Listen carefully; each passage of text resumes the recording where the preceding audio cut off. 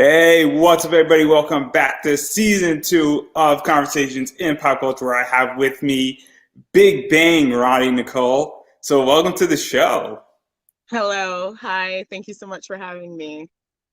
Yeah, I'm excited because I think there's been a lot going on with you in the last few years. You've done a lot of interesting stuff. Obviously, I saw you for the first time at Primetime, and then I went backwards, and I loved what you did at Primetime Pro Wrestling and Butch vs. Gore. I guess 1 year anniversary was yesterday, and they got some coming up at Oh, the yeah. end of the month. But before we get into all of that and all of wrestling, I am super curious how you got into wrestling and what was your first experience with wrestling. And then we're going to talk about how it sort of evolved from there. Yeah. Big shout out to Butch versus Gore and everybody behind the scenes there. Yes, you're correct. Yesterday was the 1 year anniversary of a truly groundbreaking event that took place at DC Brow. So I wanted to especially thank everybody who was integral in creating that event, and hopefully moving forward we'll get Butch versus Gore too. So that's very exciting, and I'm so glad that you were able to see me there. Next time, make sure you come up and say hello. But yeah, wrestling has always been a passion of mine. It's always been a part of my life, and it was a secret part growing up, just because that wasn't something that was really looked at favorably among my friends and family. But growing into the business and breaking into the business was definitely a journey in and of itself. I originally started in North Carolina, down in Fayetteville, with Nightstick Eddie Brown and Tony Hainchime James. And then I transitioned over to CW Anderson's cousin, who had a training school. And so I trained under CW, Lou Marconi, and Chili Willie from ECW. So I definitely got started with a lot of old school guys down here in the Carolinas, that old AWA, NWA style, a lot of storytelling, definitely focusing on the psychology of wrestling, making sure that my training was up to par. So breaking in, I just had these great group of old school veterans to kind of guide me and lead me into what would be the rest of my career. And once I got in, there was no stopping. I took that first bump. I did it incorrectly, but even though I was in pain and suffering, I was so excited to be in the ring and actually living my dream and doing what I didn't think I was going to be able to do. So I was very blessed and happy when I was able to stumble into wrestling, because that's what happened. I stumbled upon a Craigslist posting where a gentleman was looking for athletic females. At the time, I was semi-professionally cheerleading, so I thought that it was an advertisement for something along those lines, but it turned out he was trying to start an all-females wrestling promotion here in North Carolina. And so from there, he was actually paying for the training and trying to get a core group of girls together to have as his main roster. And as most people know, wrestling is a very challenging business. And if you don't have a good business acumen, it can be very difficult for you to sustain that. And so he didn't really think it all the way through. But I had already, gotten my foot in the door and finally gotten into training. And I was really excited because at that time, when I started training in the early 2010s, there weren't a whole lot of training facilities available. There weren't a lot of places that you could go to get quality training. There weren't a whole lot of places that you could go in order to break into the business. At that time, I didn't know any vets in my area, even though being in North Carolina and being in the Raleigh area, I am surrounded by some veterans. I wasn't aware of them and how to break into the business at that time. And so being in college, it wasn't an option for me at that time of forsaking college to pursue professional wrestling training outside of the state. And so I had to wait. And when I stumbled across this ad, it was the perfect, serendipitous event to bring Great. me into the business, and give me that intro that I honestly had no other way of getting. And so I was very excited to start training. We went down to Fayetteville every Saturday, and they ran me through the ringer, just to see what I was able to do. And it was funny because I was the only female who kept returning. Each week he would have a group of girls who would go down, and then it started dropping off to being just me and maybe two other people, to just me and one other person, to just me. And so, going through that process of seeing people come and go, but I was the only one who remained. The guy who was trying to start this promotion, I guess he didn't feel that it was financially, beneficial for him to continue. But at that point, like I said, I'd already caught in the bug. I'd already, developed a strong rapport with Eddie and with Tony, and I was already looking, to start working as soon as I was released to do so. So it was definitely an experience. That was my first brush with a shady promoter, but that's what got me into the business initially. And then unfortunately, I had to stop training with Eddie and Tony, but I was able to move over and start training with CW and Lou and Chili. And, that had definitely yielded some fantastic results. I feel like that just added to the great foundation I had already started with. And they definitely gave me their differing perspectives, but their shared experience, which helped, build me and helped to start my career. So to even go off of that, because wrestling is divided into two sectors, and even a third one I might even add into that, where there's the physical side of wrestling, which I think to some degree might even be easier than the psychological side of it. And I Mm. feel like and I speak to a lot of wrestlers, and I feel like the psychological side always gets dismissed, understanding, and even how to sell as well and sell a match and sell in the ring and make it believable and actually make it look how it's supposed to look. And I think people don't understand that the psychological is not just, the match mentality, but it's also entering the arena a certain way and understanding how to be a heel, how to play to a crowd. And obviously COVID has changed that a little bit. And hopefully we'll talk about that at the end and more to the back because I want to talk about more positive things. And but I digress from there. So what was that like? Because I feel like when you went to CW, that psychological stuff really started to come out more so. Because if anybody who's seen you wrestle, I feel you are more of a psychological wrestler than a physical wrestler. Not saying you can't go, and believe me, you could probably kick my ass back and forth in the ring, but I still feel like you're really more in the psychological element when in your matches. So how did that all come about, and what was that like for you to really learn that and embrace that? That's my opinion on you. Um, I would say that I do focus on the psychology, but when we're talking about the psychological aspect of wrestling, we're actually talking about two different things. So when you talk about wrestling as a whole, wrestling itself is a physical activity. Wrestling is also a mental activity. And so that's what we're talking about. The wrestling mentality and the psychological effects of being a professional wrestler, being a minority, being of the LGBTQ community, and being Afro Latina.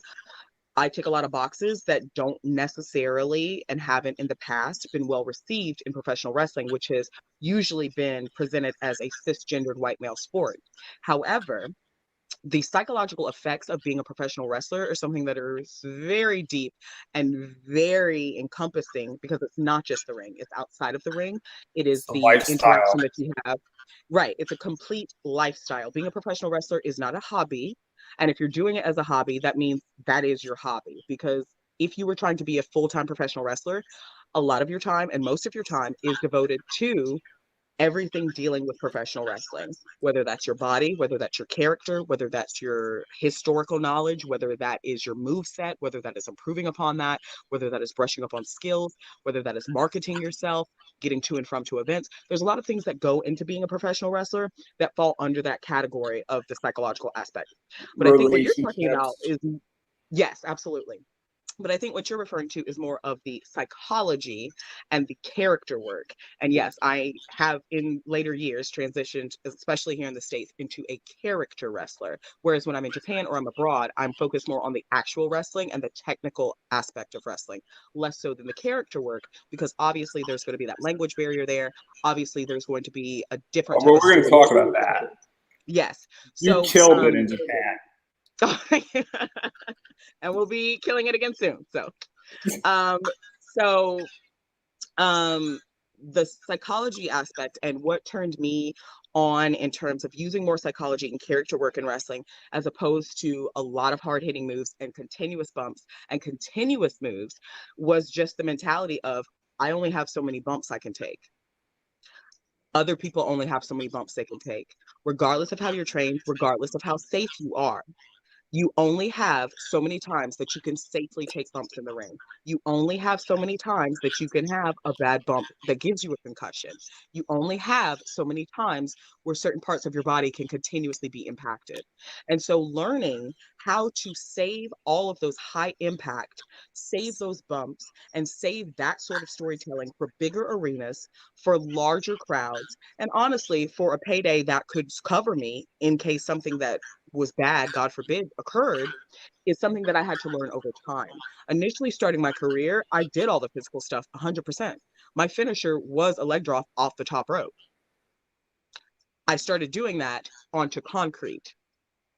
My first year in the business, I took on almost a third of my bumps away because I was so busy trying to do these difficult moves and do these over the top things that honestly didn't feed into the story I was trying to tell with my opponent.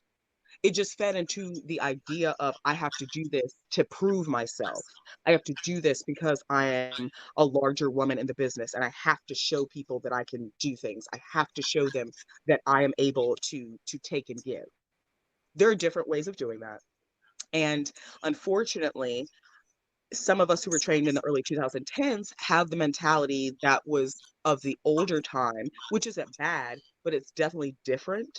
And definitely now we put more emphasis and more focus on what is the safety of what we do because we've lost so many Yeah. people in the ring to just flukes, because we've lost so many people because they were medicating themselves to cover up that they were hurt because they had those horrible matches or those terrible bumps that injured them or maimed them in a way that they, for the rest of their life, they live with this chronic pain.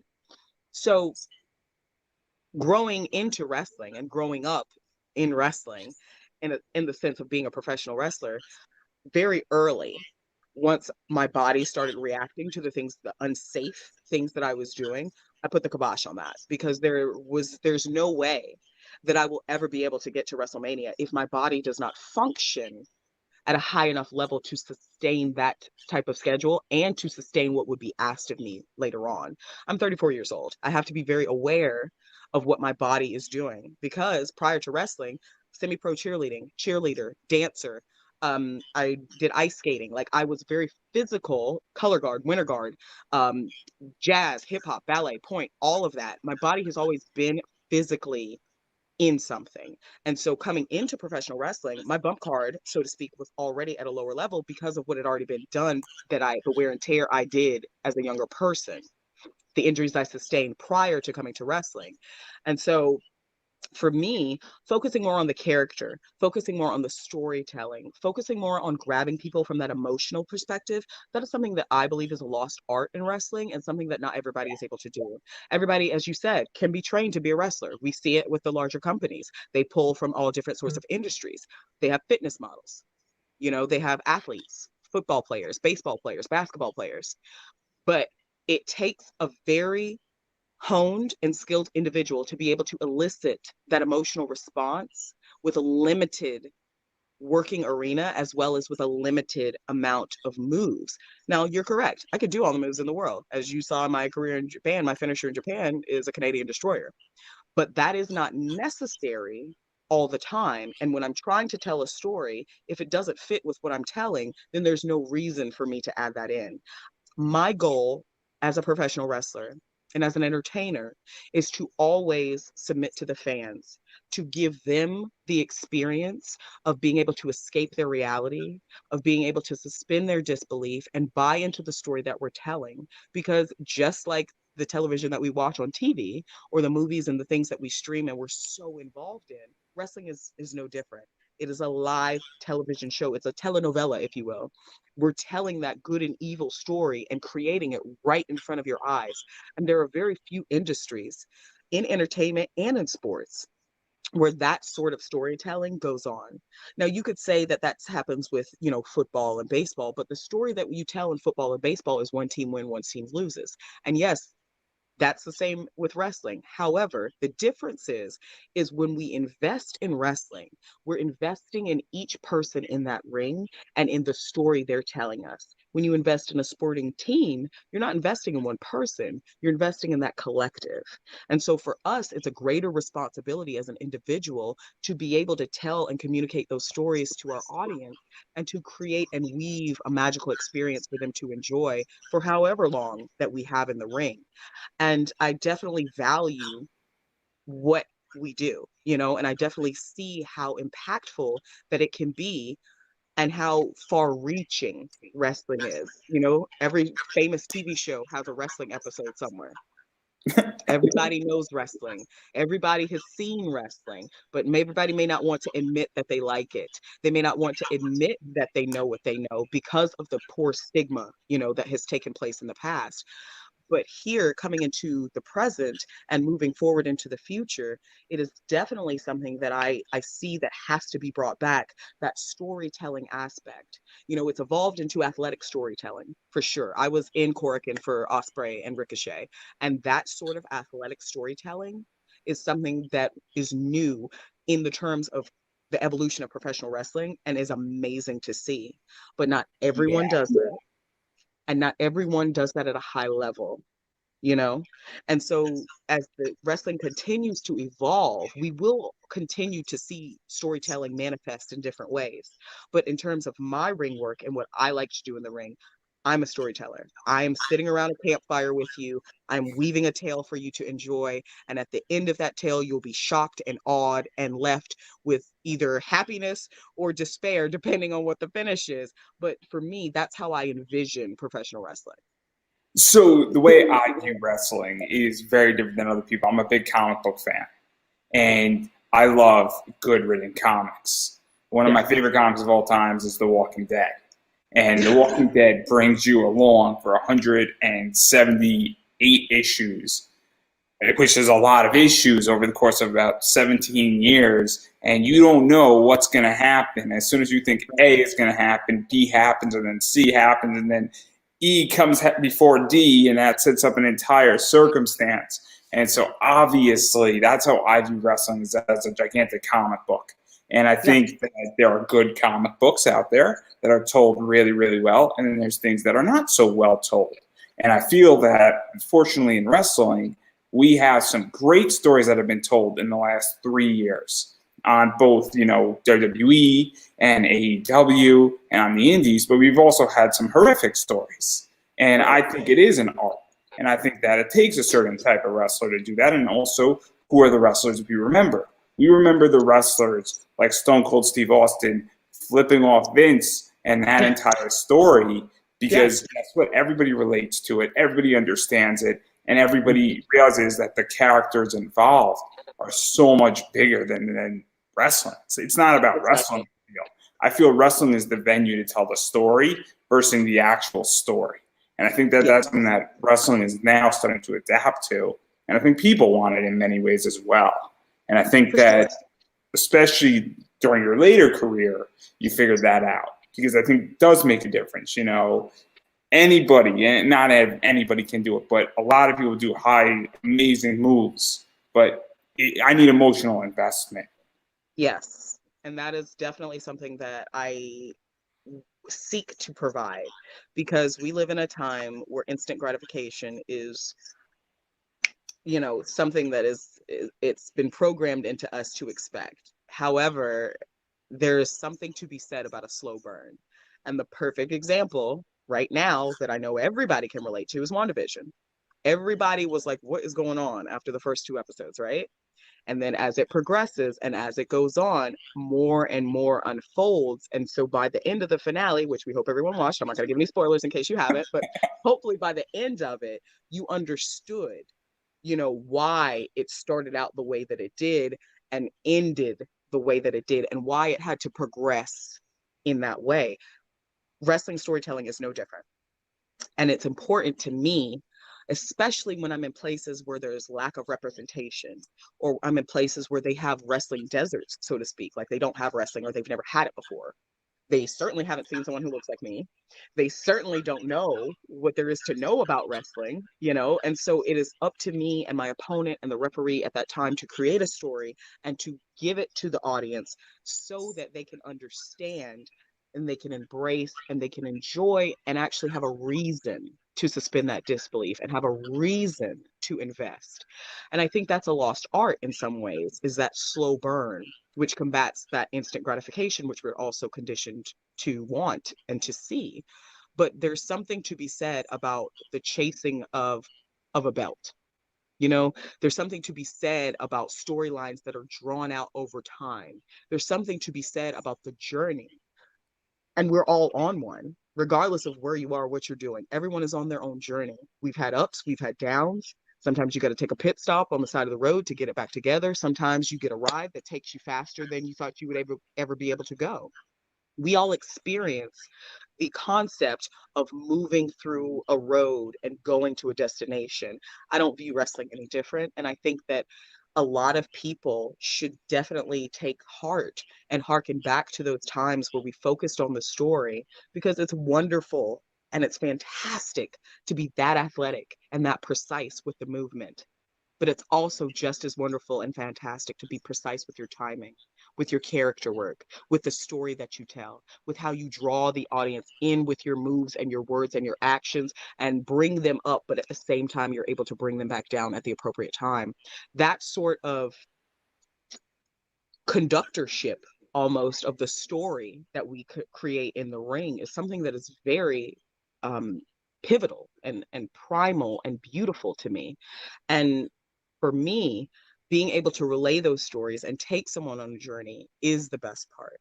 Because in my experience, very, not very often, wrestlers are remembered for the moves, but they're remembered for what they did. They're remembered for that big event, for that big move, for that storyline, for what they said, for, like you said, Stone Cold flicking off Vince. That was a big, like, oh, this man's going up against the boss. Is he crazy? You know, all of that folds into what I'm talking about, because you're building a story. You're connecting people to an awareness and to a situation that they're not in because they're not in the ring, but they're participating in because they're in the venue. And as professional wrestlers, as sports entertainers, whatever you want to say, I do believe it is our primary job is to take people on a journey, you know, just like Page Master. I couldn't agree more with that. And I like to be invested. I like long stories. I like understanding that there's a history there, or if it's the first time two people are going at, I want false finishes, and I love everything that happens. And I think Chris Hero said it beautifully. A wrestling match should be like a Shakespeare play. There's an act one, there's an act two, and then all hell breaks loose in act three. And that every good wrestling match is like that. Now, you might not like how Act 3 goes. That's completely okay. You don't have to like how Act 3 ends, because not every Shakespeare play ended well, okay? Right. But it should be that way. And so, Absolutely. having said all that, I do want to talk a little bit about your career before we get into Japan and then the offshoot of Japan, how I label it. I think the best place to start, and I don't think it's a wrestling drought, you could correct me, is what you've done in Queens of Combat. Because I think what you did in Queens of Combat is amazing, and I think that you've had an insane run with it. And obviously, you formed, and I might get the name wrong, the Voluptuous Vixens Wrestling Academy with Jessie K, and then I believe a few other people came into it. Miss Lexica, Heather Owens came into it as well. So obviously, I did this entire thing for him, because this is also when I went back to sort of the first thing that popped up. Yes, that was actually started by Zane Riley, a dear friend of mine and a true titan in professional wrestling. But he was our manager, and he started the Voluptuous Vixens Academy. Yes, I was one of its inaugural members. Queens of Combat was or is. But when I was working with a tremendous organization, at the time that I was working consistently with them, I was under the tutelage and under the direction of Solo Bolt or Soja Bolt. I don't know if you remember her. Well, Josie. Yes. So a big shout out to Josie. Love her so much. I don't think that she's doing too much wrestling rise right now, because her regular job is amazing and she's like this boss lady, bad bitch. But at the time that I was there, she was my point of contact, and her big thing was making sure that minorities were represented and that we had women of color who were going to be brought into the organization. And so she definitely spearheaded and was an advocate for me to be a part of Zane's group And even and to go working. further, on that, this was one of the first, I guess, pre-women's revolution companies out there that even Yes. settled that. So even to go even more basic than even representation of minorities, I think it is really crucial to recognize that Queens of Combat gave a place for women to wrestle and was like an all-women's promotion. And that Absolutely. before it was cool, and I hate to label it that way, and before it was mainstream to Right. have an all-women's promotion. And so I think that's something that Queens of Combat also gave. And also I think it broke some of the stereotype that's saying women don't have to be divas. Yes. they could be for sure. wrestlers. And, And and, that and was I hate to say it that way, and I know how it sounds, but I don't know no, how to say it any that's other how way. it was characterized. And so you're saying how it was characterized. It was definitely at that time, when in the mid to 2010s, early 2010s, mid 2010s. At that time, there were very few all women's organizations. Shimmer and Shine have been the old standard for quite a long time. However, there were very few organizations that existed that catered to women on an independent scale if they weren't a customs company. And so it was really fantastic to see uh, this organization pop up out of the Carolinas, for one, but also to give a voice to women across the industry who did not have a foothold in one of the other two quote unquote major women organizations at that time. Unfortunately, at that time, there was a lot of politicking that went on that required you to do before you were given admission to Shimmer or Shine. Um, I'm not familiar with if those practices have changed at this time. I would hope that they are looking at resumes now. But at that time, it was really hard to get in those organizations. And so having Queens of Combat pop up on the scene and give women another outlet, another place to go, and another opportunity to be seen was tremendous. And now we're in an era where women in wrestling is regular. It's been regular the whole time, but now we're coming into an era where it's more accepted and people understand it and they're expecting it almost to have, women's matches or multiple women's matches or even intergender on the card at this point. So I really have to shout out Queens of Combat and give Josie her props because there was definitely a time where that vacuum was not filled and Queens of Combat definitely stepped in and filled that vacuum, very successfully. There were tremendous women and tremendous talent that came through, Queens at that time. Off the top of my head, like you were saying, Jessie K, Big Swole, Ariel Monroe, um, Savannah Evans, Savannah Evans, Taylor Hendricks, the Solo Darling. Seahawks, Solo Darling, Willow Nightingale. So there were a lot of really tremendous women coming through the organizations, even back there and at that time.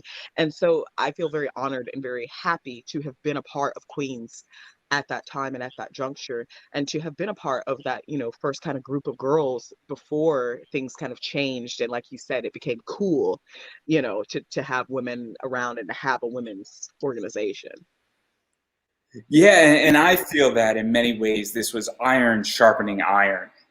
And Absolutely. also, a lot of these women Yeah. were new and they were starting to get good. And then you were starting to get really good. And obviously, we have this entire concept of iron sharpening iron. And obviously, I mean, I'm a big Solo Darling fan. I love Solo and everything she does in the ring. I think she is one of the best wrestlers in the world. I really think so. And I think she can run with almost anybody in Absolutely. AEW. And I'm surprised she isn't signed yet to AEW because the way she can steal your legs, just not just saying that leg day with Solo is not a fun day. But I digress right there. And as well as Big Swole as well as another one that sort of pops. So you get to wrestle these women. So what was that like for you? Because you're still new at this point. This is a promotion that is starting to gain traction. All these women are starting to gain traction. And this was before it was quote unquote cool. And anybody who was watching it 3 years later would be like, oh man, I was an original watching all these women who are arguably some of the best wrestlers in the world. And I've seen their first matches. And obviously, that's just a really cool thing collectively, I think. For me, it was just another day at the office. I learned I was brought up around a lot of celebrities. I have family who were in the NFL and who were in NBA and did athletic things that brought them around famous people. So from childhood, I was around people who were famous, so to speak. So I've never been starstruck. I'm also not a starstruck person because at the end of the day, we all end up 6 feet under or cremated.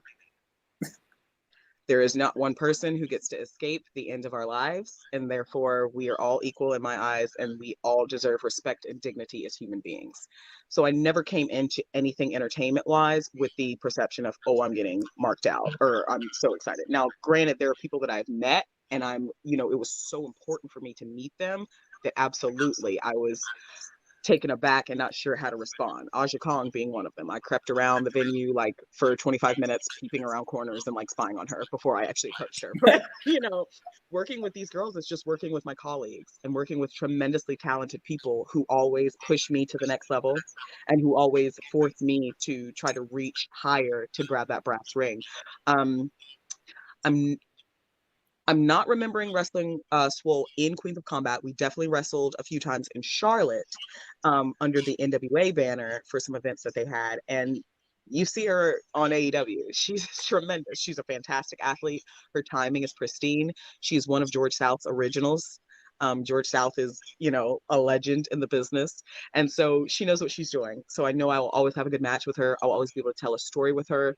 Additionally, when we wrestled in Charlotte, I had a wardrobe malfunction, and every time that happens, she hooks me up. So, definitely someone that I want to be in the ring with because I know they're going to take care of me and make sure that I'm taken care of, which are two different things.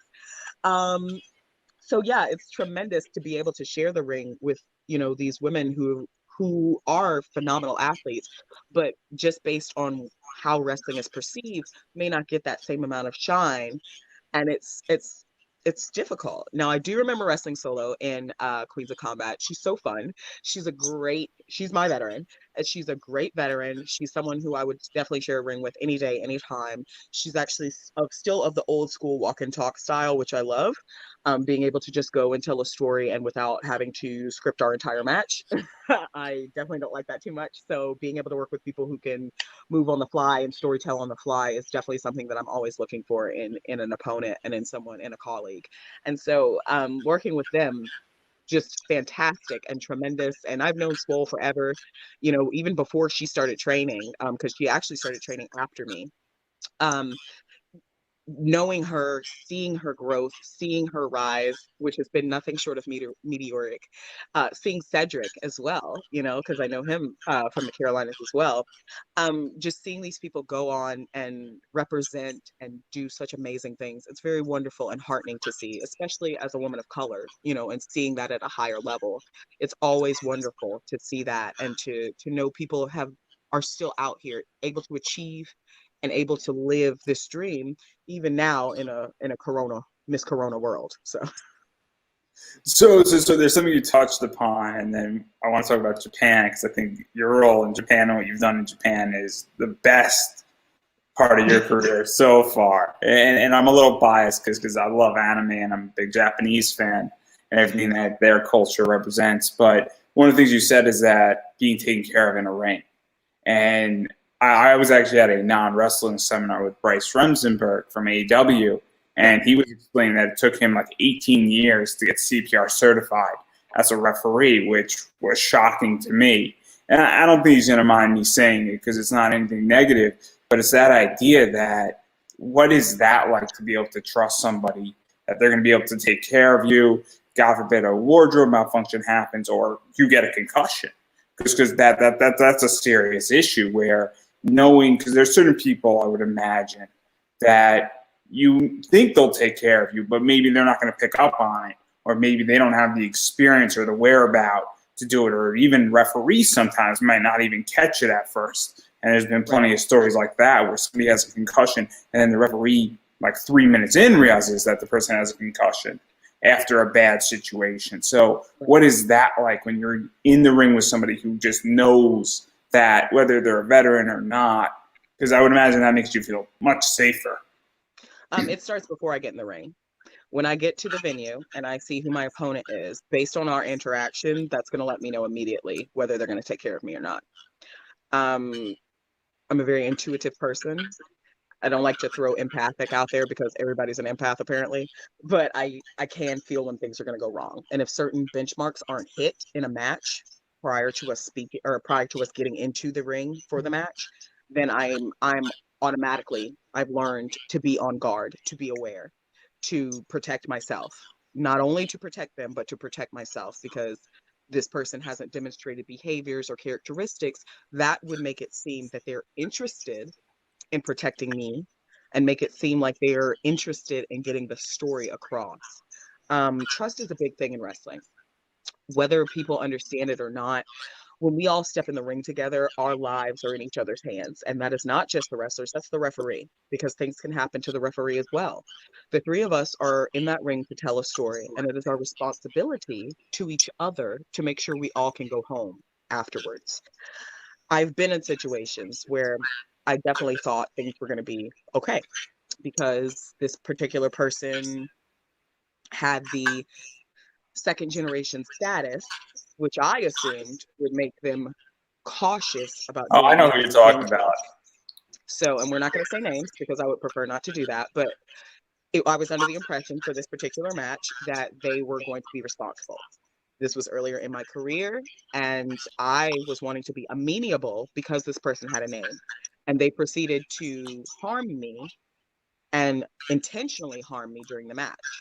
I only did one move. It was a shoot choke to get them off of me, and then we finished the match. That was upsetting. And that was very disheartening because not only was this individual younger than me in the business, but they had a name and then they sought to change the story. And so they went and told places that I had not worked yet that I was a dangerous individual to cover up for the fact that they were the ones who were very dangerous and they were the ones who were behaving irresponsibly. Um, and so stuff like that, you try to look out for it and you try to be prepared for it and adjust to it the best way that you can, but it's going to happen.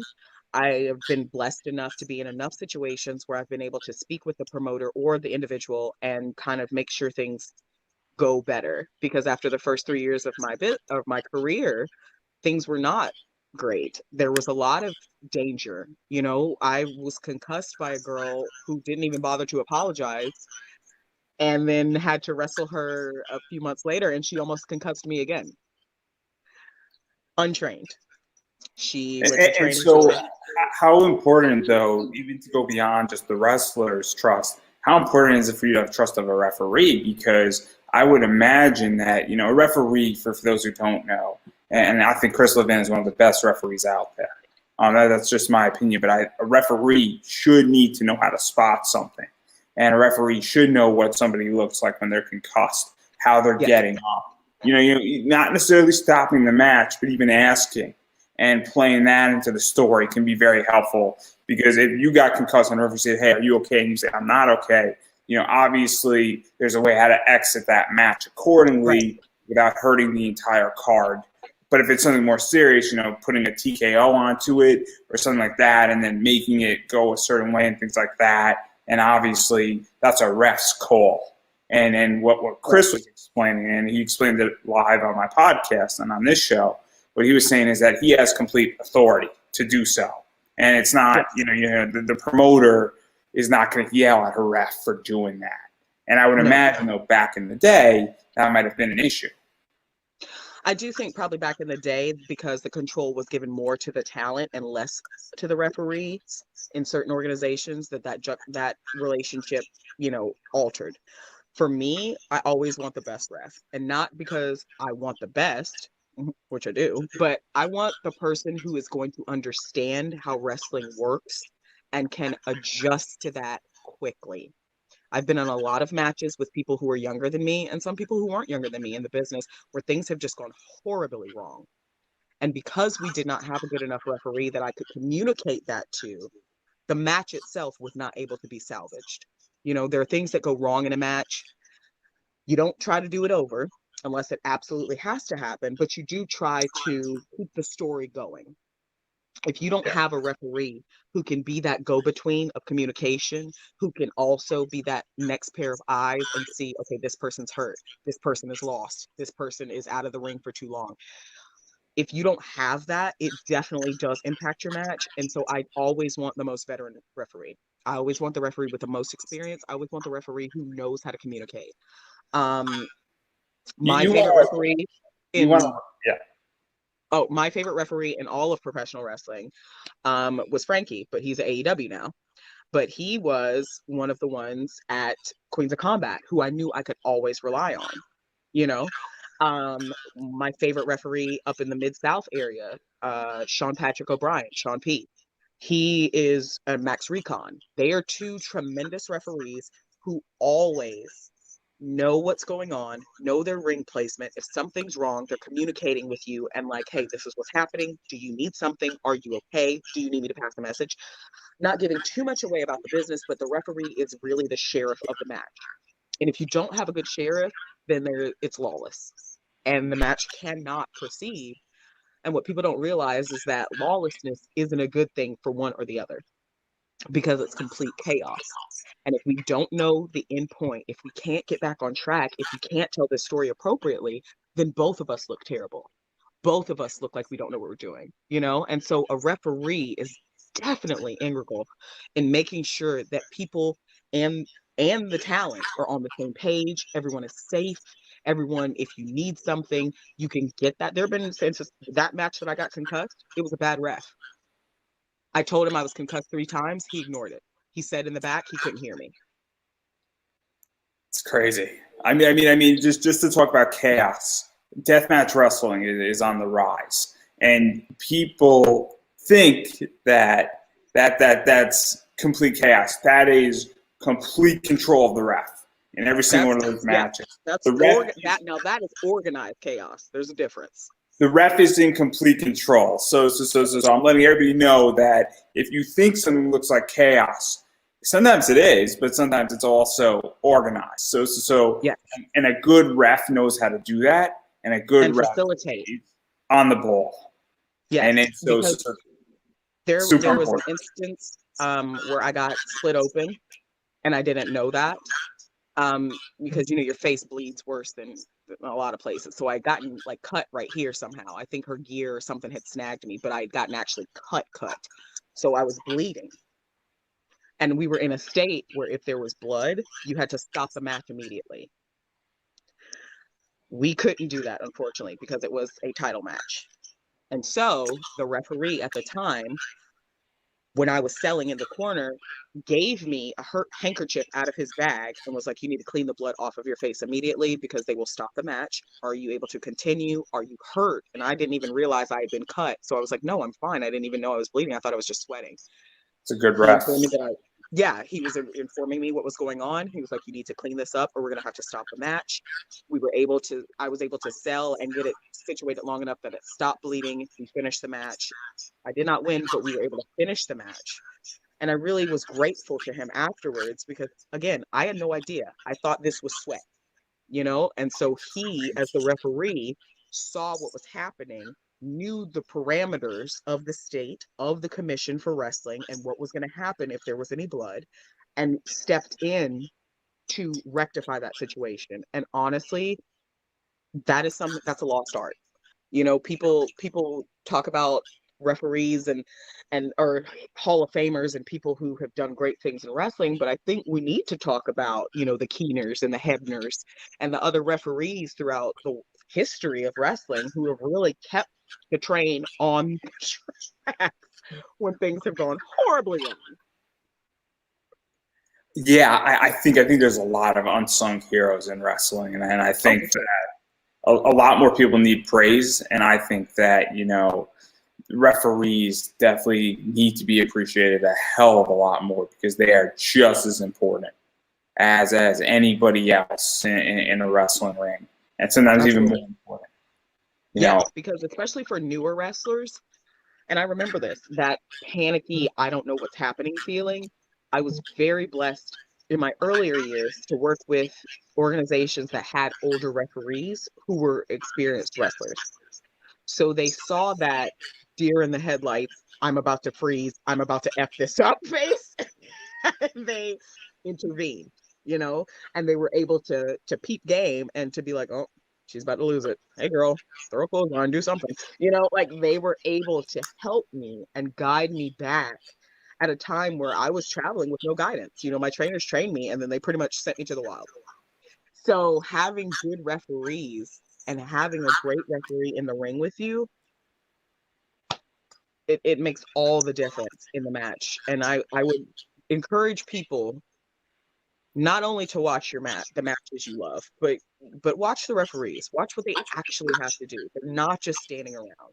Okay, they're watching everything. They're communicating everything. They're making sure we're safe, and that's a very important thing.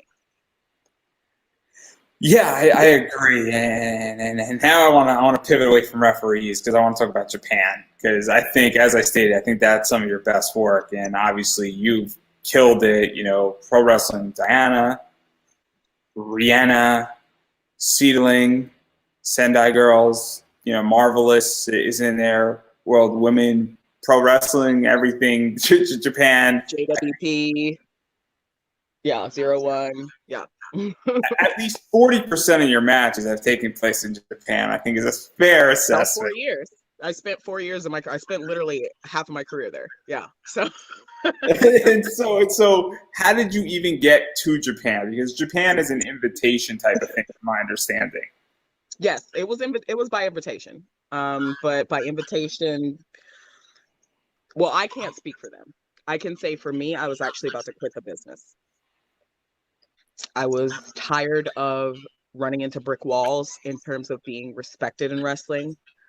I was tired of running into the racism and the misogyny.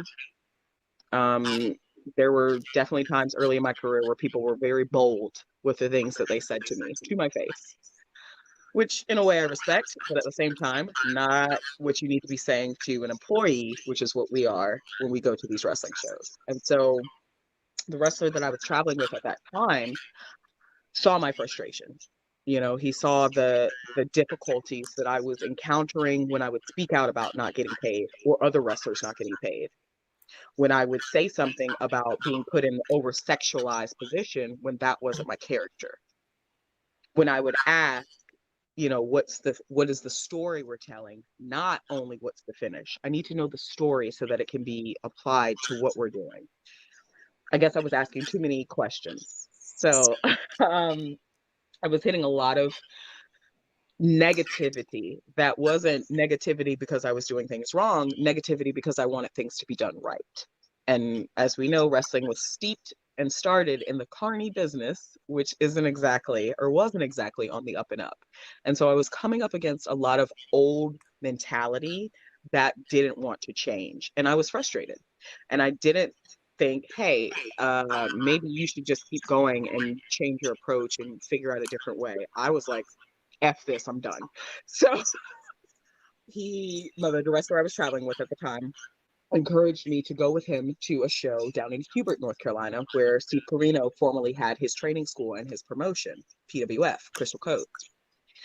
And so I, what else was I going to do? So I went and I watched the show, and it wasn't like a giant card with a bunch of names on it, but it was a bunch of hardworking guys who just shared their passion and a crowd that was receptive. And it made me remember why I loved this and why I was meant to do this. Because regardless of what I was facing, there was somebody else who looked like me that needed to see me. And so watching the show, I was like, okay, maybe I won't quit, but I don't know what I need to do. And I definitely don't know if I need to do it here. And so I relayed that to Steve Carino. And I just told him, you know, everything that I had been dealing with and that was going on. And I expressed my frustration. And he was like, well, why don't you leave? And I was like, Didn't even encourage you, did it? well, I was like rude. Like, you leave, Steve. Like, who are you talking to? You didn't realize where he was going, did you? Right. I had no clue. I was like, You thought he why was don't you telling you to leave, quit. sir? He wasn't telling me to quit. But at the time, in my mind, I was like, this, how dare you, sir? Like, I was so, Because, and my because friend, you didn't the person, go you ahead. didn't think he meant to other No, places. You were, and I mean this very nicely. You were ignorant about wrestling outside of America. well, no, I knew of Japanese wrestling because I had the a VHS tape, and I actually think I still have that tape of Aja Kong and Manami Toyota 1991, All Japan Women's. I knew of Japanese wrestling, but Japanese wrestling and going to Japan was It something that didn't I click. thought It about. didn't click, right? That's a No. fair It, statement. It and didn't click. it was far because I assumed that in order to get to Japan, you had to be working at least like 10 to 15 years here before they would bring you over. I had no idea of how that worked. And so when he's talking about leave, I'm like, no, I'm not going to quit. What are you talking about? And he's like, no, why don't you go somewhere else and wrestle? And I was like, hmm? And he explained, that at this time they actually were just opening back up to having foreign talent come over for long periods of time. Why don't you try to go to Japan? And I looked at the person I was traveling with at the time, and he smiled because he knew that was the goal for me. My goal, the obligatory WrestleMania point, obviously, but for me, going to Japan, that was it. That's the crucible. That is the measuring stick for me. If you were a great professional wrestler, to this day, I am the only person who has been over there for that amount of time. And as a female, as a Black female. And so I was really confused, but also intrigued because I didn't think of that as an option and as a possibility. And then he was like, but it's invitation only, as you said. And I was like, well, okay. Thank you for the info. You have my info. If they want me, I guess they will reach out to me. He was like, that's all we could do. If they want you, they will reach out to you. And I think it was like a week and a half later, I get a message on Facebook from some random guy who ended up being my sponsor for Japan. And he was like, are you ready to come to Japan? And I was like, what? Who are you? Like, I spoke with Corino-san and he told me about you. I saw your material. We would like you to come to Japan for a year. And I was like, I'm already packed. My bag's literally packed. What do you guys need? Like, what do we do? So I did my paperwork. They sent my visa, and I got it back. And then, like, the week I got it back was the week I told my mother that I was leaving to go to Japan for a year. So what was that conversation like? Because that's not a typical conversation. And like, how did your mom react? Because May she rest in peace. But and honestly, I can feel like her spiritual energy. Like, I still hate the fact that she went against my wishes, legit. But she wasn't happy. She was not happy, especially because I waited that amount of time. But I knew that if I didn't have everything in order and there was no turning back, she would not have let me go. And so I had to do it that way so that she could allow me to go and see what I could do, because I knew if I went one time, I knew I was going back. I knew I would keep going back because this is what I wanted and this is what I wanted to work for. And I knew that if it went through and the stuff was already done, then she wouldn't cancel it. But if it was still like in a pending, like, we need your paperwork, your visa's still in progress, that she would for sure say no. So she didn't want her baby to leave. You can't blame yeah. her. She didn't want her baby to leave. Well, also, I'm from a very deeply Southern Christian religious family.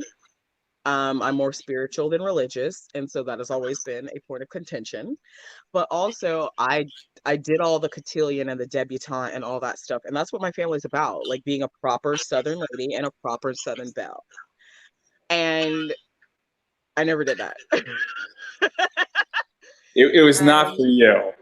I mean, trust me, if you need Southern hospitality and you need a Southern lady, you will find it within me at that time. But regularly, I'm not running around preparing high tea or like going to book club or like, you know what I mean? Like, that's not my steez. So it was very challenging for my family to accept that this is what I wanted to do. But once I got over there and they saw what I was doing, they understood that I was serious and they understood that this was where I was supposed to be and what I was supposed to be doing, especially as a Black woman. Um, but they were not, and my mom was not on board, even though she was a wrestling fan because she knew Wahoo McDaniel and Dusty Rhodes and Ric Flair, and she didn't like Ric Flair. So, it was definitely an adjustment. But when I got the call or when I got my paperwork and I went, like, I didn't even think I was gonna go because I was like, I don't want to get so hyped and excited that my dream is coming true and then it doesn't come true and I'm completely crushed. Because this is the one thing I've wanted for sure. WWE for me is still a long ways off. even though I've coming up on 10 years of doing this, I don't know if that's where I want to go just yet. You know, I've got some things I want to do and explore before I get there. But Japan was always like, no matter what, I'm getting there as soon as possible. And I'm so grateful that I went when I did, because that helped shape the rest of my career, you know. And I honestly think the training saved my life and my body, because the training in Japan is so different and so much more rigorous, but it prepares you for professional wrestling and to be a good professional wrestler. And I feel very grateful to have had my training style corrected early enough so that I could have carried that on. And I feel like that's honestly what has saved me in my body. But Japan was they saw me, they wanted me, they were like, let's go. And I went. And I went under World Women Pro Wrestling Deanna, but I was fortunate enough to work with Seedling also, because Seedling at that time was training in Deanna's dojo. And so I was lucky enough to get to do 8 full hours of training with everyone all the time. Let's talk about this. Let's talk about this, because obviously you come to Japan, they have a different way they do training, they have a different way they do wrestling, their culture is very different.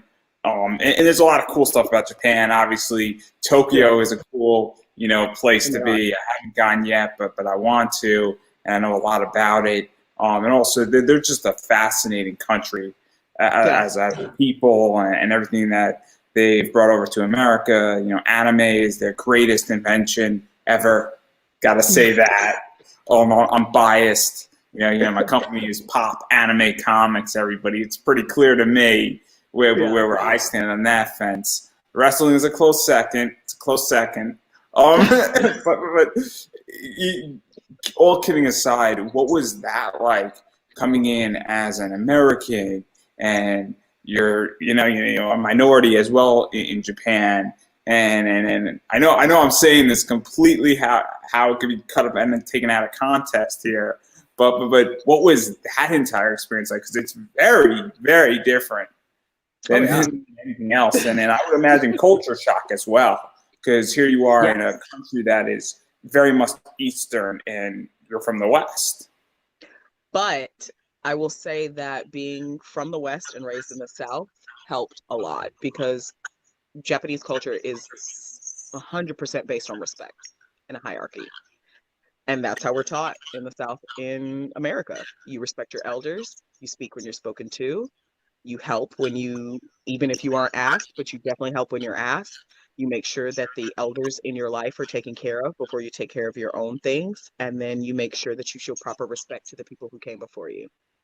That is literally Japanese style. And so that wasn't a big transition for me.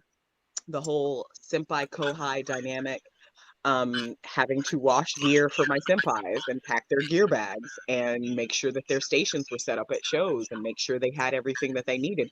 That wasn't weird to me. That wasn't anything new, because that's what I did growing up. I'm an only child, but I had so many older people around me because of my mother and everyone she took care of in our community and in our family, that serving and helping is natural. The culture shock was more of, I'm going to be honest, the patriarchy.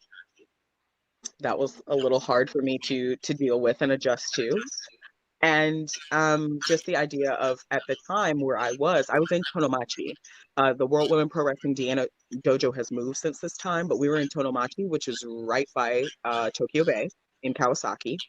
And so it was like a small town. You know what I mean? So they had not seen someone who looked like me ever if they had never left that particular area of Japan.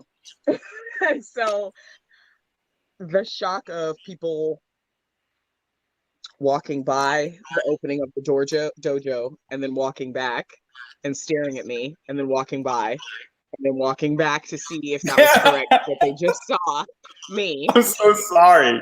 I shouldn't be laughing, but I can imagine it. Like, I'm so sorry. It's so terrible. So I'm outside, and we have the ropes that you have to do the whatchamadoodle with, but we had to put that outside. And so I'm outside, like sweating, like dying, grunting. And you see a group of Japanese students coming from school to go home, and the whole group goes past, and then one comes back, and then goes. And the whole group comes and just watches me do this for like 5 minutes. And then they leave. So being an attraction, that was a new experience because here I'm more concerned about not getting gunned down in the street. So there, actually, people being like, what are you? Was an interesting dynamic. Being on the train and having people pull my hair because at the time I had my natural hair out while I was in Japan, and so having them pull my hair and I'm on the train and I'm like, that was interesting. I did have a few encounters of people doing this to see if the brown on my skin would actually rub off. Wow. That's Oh yeah. crazy. But That's honestly, crazy. I would take that sort of not knowing and prejudice, because I don't call it racism inherently, because I learned that Japanese people are honestly only seeing what they're given to see. If they're not experienced to Black culture, if they're not experienced to Black people, then they have no idea of what it actually is versus the stereotypes that they see that unfortunately come from our culture and our media. And so there was a lot of crossing the gap and trying to explain and bridge that sort of lack of understanding. But yeah, it was definitely very interesting to have to And I would understand imagine, though, race there, I would imagine, though, that it also was a big learning experience for a lot of people. And obviously, Oh, when for you were sure. wrestling, you talk about it because, and I'm going to sound ignorant, but I don't know of another Black woman wrestling in Japan off the top of my head. And I understand that it's ignorance, but and I also would imagine that there aren't many Black women who have gone to Japan and spent time in Japan and to that degree. And No. you can call me ignorant on that one, but No, but you're not ignorant, because honestly, they have been doing such short tours. I think the longest they do now is about 3 months. So and for certain so organizations, so my tours of spending a cumulative time of 4 years there, I built a whole life there. Like I legit was in the process of moving there, and then unfortunately my mom got sick, so I had to come back home. But that was a big deal because before me, um, I'm forgetting her name, out of Canada. But she and Kong were the only two women of color who had been there for a significant amount of time before I got there. And so when I popped on the scene, they were like, Big Bang Nicole, who was she? Like, what? So I was very well received just because, they hadn't seen someone like me. And I'm very different from Kong. And I'm very different from any other Black woman who has been there previously. So they were like, she's a beast in the ring, but she's like actually nice. What's happening here? Like they were. yeah, but I also think it's this idea that Japan is a very homogeneous society in many Oh ways, no. and everybody looks the same. They have school uniforms. I mean, in Their America, uniforms are so cute though. what? I said their uniforms are so cute, especially like the little kids. Like they have all these little hats that all the little kids wear, and they're so cute. They have like little ear flaps, and you see them like all holding hands, walking together, or like all riding together in like a little wagon. They have like six little kids in a little wagon, like with a little hat on. It's so cute, dude. Like I can't lie. It was amazing because the kids are so well behaved there too. Like here, you got to put a kid on a leash so he doesn't run, you know? And I mean, I'm not gonna lie, Andrew. Like when I see kids and I'm at the end of an aisle and I see a kid like go flying because the parent has yanked them on their child leash, I laugh. Okay, I'm sorry. Like you treated your child like a small terrier, and now you're like, what am I supposed to do with that? But like in Japan, it's so safe too. Like I would have my earphones on, blasting Kesha at like 3 a.m. on the way back from Rapungi, and was not. I'm fine. I'm not worried about being attacked or assaulted or approached in the middle of the night. I wasn't catcalled, and for me, that was like being in Japan was just such a relieving experience because I could actually be myself, and I didn't have to be on guard, and I didn't have to have my head on a swivel, so to speak, because the society is so safe. Granted, there again were the culture things that I learned that weren't good or that were, faux pas that as Americans we stumble into that. But honestly, my experience in Japan super surpassed China. China, they call me the N-word to my face. That's Thailand, they crazy. call me the N-word to my face. So at least in Japan, people were more subtle about wanting to know about me and learn about me versus when I went to other places, they immediately, demonize me and characterize me as something that I'm not, and I definitely don't like being called. So um it was a learning experience because you do have to learn the culture in terms of wrestling culture. You have to learn business culture. There are things here that we do that are frowned upon there. There's a order in which you talk to people, and that's the same here, but especially there, you don't break that. If you don't receive a response from up top, then you don't receive a response, and that's it. Whereas here, we're gonna keep talking to Karen and human resources until we get to Greg. Like, I need to speak with your manager. So I did have to learn and adapt and adjust a lot of my behaviors for what Japan expected. But at the same time, I understood why. And it wasn't as if I was having to become a different person. It was more of fitting into what they expect of the people who come and are participants in their society. And I don't think that's unfair to ask because, again, I didn't have to change my personality or do anything different. I just had to make sure I was aware of what was going on. And I think as Americans, sometimes we take awareness for granted in other There's a places. saying in business that, maybe the American way isn't always the best way to do business. And sometimes it is. And sometimes, making money in business is always good, but there's Right. different ways on how to do it. And understanding another country's culture is super, super interesting. And it can Yes. be very, very helpful in business, especially when you're dealing with international business. And so I think Yes. that's how I view this. What you're saying is that you just have to understand how to play in some of these sandbox and the rules they're presenting, and then you can Yes. thrive. Right. And Um, it's not they're changing you or making you do something different. I've encountered people who came to Japan while I was there and they complained a lot about the rules and like what was expected of them and this and that and the third. And I'm like, we're in a completely different country. We're in a completely different arena. Why are you thinking that your way is the way that these individuals are going to respond to? That's not okay. When in Rome is the phrase. So when in Japan, when in Myanmar, when in China, when in Thailand, when in Canada, when in Mexico. You approach each situation by what the parameters of that particular group is familiar with and used to. That doesn't mean you have to not be who you are. That doesn't mean you can't do what you were sent there to do, but that does mean you have to place a different consideration upon your actions and interactions so that you can be represented in the best possible way. And Japan definitely taught me a lot about how to do that and well and better because we all have room to grow and learn. and even just being in an arena in Japan is a very different experience than America. We cheer and we clap in America. We let you Silence. know Yeah. how we feel about a move.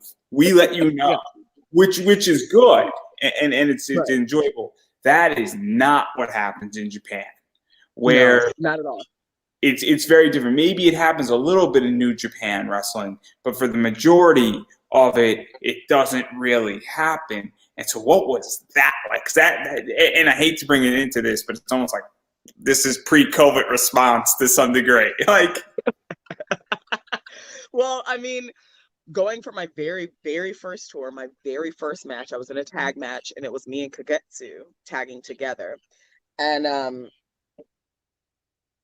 it was insanity because it was so weird to not have them respond or clap or cheer immediately when you came out. because you don't know if They you're doing it right, correct? Right. But then at the same time, it was also really gratifying because I was trained, and especially by Lou and Chile, the crowd is what tells you your response, but you are the ones who's supposed to lead it. So in a way, it was gratifying in a sense when they were silent when I was doing things that didn't require a response, but then they gave a big reaction for things that did require a response. For me, that was like, okay, it clicks with what my trainers taught me. Not everything needs to have claps or cheers, but the things that matter should get a response. And over there, that's definitely what happened. When I did things that required a response, they actually got one. But you are, here in the States, used to someone announcing your name, everybody clapping or booing or something, when you initially come out, and to not have that happen was definitely jarring, but I got used to it because you still have that reinforcement in a way. So you'll hear like randomly, even when it's quiet, Nicole, combate Nicole. Combate means do your best, work your hardest. So you hear that randomly, and so that is, I guess, comparable to what we would have here with people constantly cheering and clapping and making noise. But one thing that I have noticed, even pre-corona here in the States, is that cell phones has definitely contributed to a lot less crowd interaction. In some places, it's almost becoming Japan-like because people are so on their phone. They're trying to film, they're trying to Snapchat it, they're trying to Instagram it, they're trying to put it on YouTube. And so they're not engaged in the match, which means they're missing a lot, and they're not responding in the same way that we're used to. Somebody watching the match the whole time is going to respond in that way. But it's definitely, yeah, it's definitely different. It's definitely drawing. Now, Korakuen and like Tokyo Dome are different because that's such a big arena. Everyone is excited and you feel that energy. And so you have like that rumbling of noise, that constant rumbling. But in smaller venues, and like when I was first introduced, because my first match was in Face in Shinjuku Face, um, it was quiet. They give you your when you come out, but then once the match starts, it's you and your opponent in that ring, and it's the grunts, and it's the and it's the selling, and it's everything with you guys in the ring versus the audience, hyping it up and this is awesome chants and all that type of stuff. So yes, it's definitely a different culture. It's a culture shock. Coming back to the States was reverse culture shock, which I didn't know was a thing, but is. And so it was definitely an adjustment, but it also was very gratifying knowing that the things you do in sequence, and once the story arc that you were telling was paid off, that they reacted to it, so it gave you that sense of completion and accomplishment because you're getting that payoff in a reaction. And even to go off of that, because obviously you come back to the States, obviously you spend a lot of time in Japan, and you come back to the States. What was your biggest takeaway from Japan? Because obviously you spent, 4 years totaled up in Japan, obviously different culture. You said they sort of saved your training to some degree, as well as different wrestling style, and even just also having a broader expansion of wrestling knowledge, where I don't think that unless you go to Japan and spend time in Japan, that you're going to be able to have that knowledge and have a different perspective on the industry. And obviously, as a podcaster, I interview people from all over the world. And because I've been doing this 6 years, I now have a very different perspective, especially even just in the United States. When you're interviewing people from California and I'm on the East Coast, I start to adapt different words and different positions and even different thought process. And then you're interviewing people from Ohio, you get a different sense of things. And then throw in Japan and other parts of the world, obviously, and in your case, obviously, strictly Japan for the most part. So what was that like when you came back to the States? What was like the biggest takeaway? Because it had to influence you.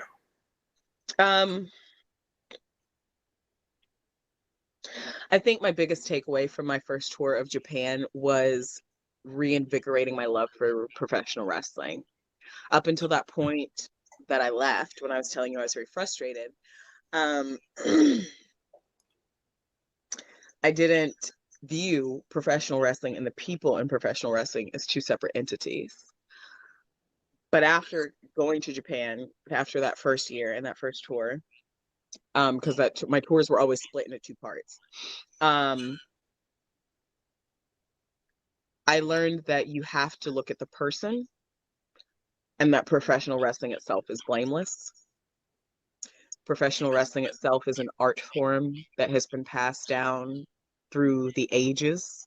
It is one of the oldest living forms of an oral history that still exists to this day, from ancient Sumerian times across continents and across the world. I think what Japan I took away from that first tour and that first experience was a deeper appreciation of what we do and the ability to separate what we do from the people who do what we do. People can be wonderful and amazing and great and It hopeful can and suck helpful too. and positive, you know? But as we've seen, and especially last year with Speaking Out, people can also be very treacherous and nefarious and not have the best interest of others at heart. But that is not the same thing as professional wrestling. Those are the people that are imposing their will, their motives, and their beliefs upon the art and using that as a vehicle for whatever their narrative is, and that is not what wrestling is. Wrestling is a beautiful brutal art to be shared. It is a performance. It is theater. It is pageantry. It is athleticism. It is all of these wonderful things that come together in an amalgamation to create the entertainment that we watch. But the people within that are still people and should be separated from the art because we are not our characters 24/7, 365. And we cannot attribute the negative aspects of an individual to the art of professional wrestling itself because they did not create wrestling and they are not the ones who sustain it. The lockup is recognized around the world because the lockup is wrestling. It is the move set. It is the storytelling. It is the structure. That is what wrestling itself is. And so going to Japan and going especially out of frustration, it really showed me that wrestling itself is something that is so beautiful and so positive, and that we have to work very hard to separate those who don't have the best intentions for others and for wrestling and not allow that to dim the love that we have for the sport and for the art, not allow that to, inject itself into how we operate within the business. Because in Japan, it is business. There were, excuse me, there were wrestlers that I did not know who didn't like each other when I was in Japan. You wouldn't know that. I found that out being out with the girls and drinking and talking. You wouldn't know these particular wrestlers didn't like each other because their locker room behavior, their in ring behavior, and their out of ring behavior was professional to the T. They It's didn't called allow professional any wrestling. petty, right. They didn't allow pettiness to come into the ring. There was a match that I had with a young lady and we wrestled in PA and she was shooting on me because we had both been involved with the same person. What? That would never happen in Japan because in Japan it's taken so seriously of the business of the art of what we do that these fans deserve top quality performances, that we deserve to perform and excel in this in the best possible way without all of the other, rigmarole. And so over there, I got pure wrestling. I was able to learn, understand, and see how wrestling businesses truly can operate in a collective way because a lot of promotions work together over there. People don't know that, but a lot of promotions do work together because they're running the same venues. So they have to have a business relationship. And it is so much so that if you are not about the business relationship there, then you are cast out because the point is the business, doing good professional business. And being in Japan for that amount of time, seeing these people who run these companies, run these shows, being second, having to come in and set up and set down, being in the office, listening to the planning of the shows, listening to what everything is going on. So much focus was put on to making sure that the show and the event itself went well that the other stuff was so inconsequential. Now, as a foreigner, I have to, admit to I don't know everything that went on behind the scenes because I don't speak the language fluently and I don't know all the ins and outs. But from my experience and what I was taught, and what was said to me when I asked questions about specific things, people were operating as professionals, even if they hated each other to the core. Yeah. Whether or not that happens here, it's a toss up. Here, I've noticed that it's more of who you know, playing the game, if we're friends, if we're not friends, if I gave you a blowjob, if I gave you, there's so Yeah. much extra stuff in terms of I'll, what it takes to make it. I'll elaborate on that. So I'm on the outside and I'm a podcaster. And I like to think that I'm professional as possible. And I think I'm relatively professional. I'm very much respectful. I don't shoot people weird emails or anything like that. And I don't think anybody that I've interviewed will ever say that. And if they do, then we obviously have a problem because I'm going to get a lawyer, but that's a different discussion completely.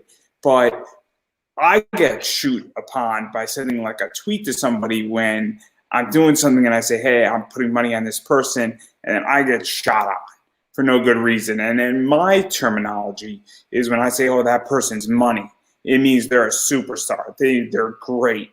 In a match, if I put them in, they're going to be a big draw. Like, I don't think that, and I get shot on for that sometimes. And I'm not a wrestler. So I can't imagine what it's like because I see it all the time. And there's also a difference between when people are shooting on each other and they're wrestling each other in 2 weeks versus when it's a real shoot. Now Because let's call that term a little bit, because being shot on is definitely something that is a physical actual act. And so I would say when you are the target of malice would be a better term for that. When you're the target of malice and of that internet bravado everyone seems to have these days. But there is a big difference between someone putting you in a legitimate shoot hurting move in the yeah, ring and having an internet interaction. So I definitely want to make that distinction. But I mean, I just think that in the U.S., people have forgotten that this is professional wrestling. yes, If you're in, if you're working for ESPN and you hate your co-host for whatever reason, you're not going to publicly blast your co-host. right, right. You might have a private conversation with your kid about it or your best Or your friend. friends, right? But you're not going to go on the air and be like, "You're an old piece of shit, and I think you should get off the air." Like, So I don't get that mentality in which that, and I also would tend to think that people sometimes who hate each other work the best together. And for whatever reason, because they say, hey, I want to put on a killer match, and I want everybody to think that we're okay, but we're not. And I'm sure that people have those discussions saying, look, I don't like you, you don't like me, but I'm a professional and you're a professional. So I don't get that entire mentality. now, I haven't had those discussions. I've definitely heard through the grapevine of people who don't like me and who seemingly have a problem with me, but when they're in my face, they don't ever say anything about it. So I have very rarely encountered here where I have been approached, and I've honestly can count it on one hand the number of times I've been approached by another wrestler or athlete within the business who has heard or said something or thought something that I said, and they came to me directly about it.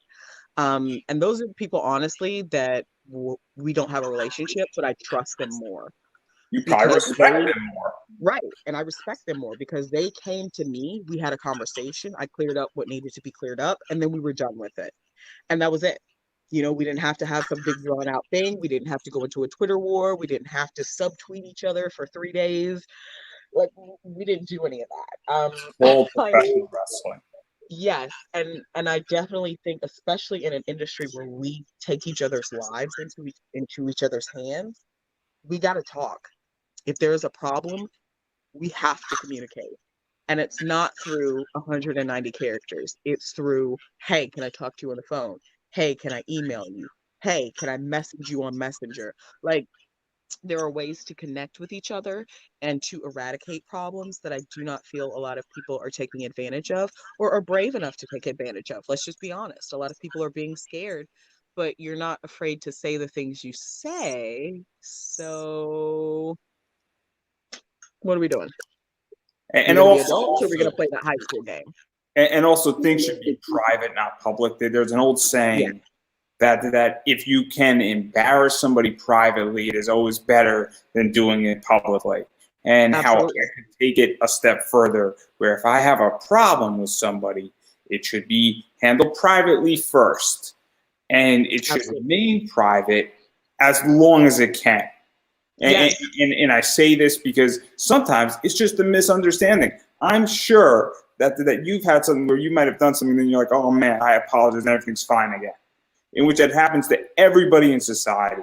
So I Yeah, don't get it, and I think that a bunch of people forgot the word professional in wrestling. It's I do. not. This is a professional thing. It's not, you and your cousin out in the backyard. You know, No, it's people are paying money to see this, and I'm a to fan see first and you. foremost.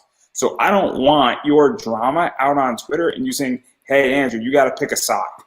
Like I Right. hate that. That's not your position as someone who consumes the art we're creating. You don't know the beefs between artists when you go to an art museum. Why would you need to know that in professional wrestling? Unless that's furthering a storyline. You know what I mean? I know that they've worked that whole work shoot thing is kind of cool right now. So people don't like each other are actually working together and, kind of creating a story in that way. I understand that.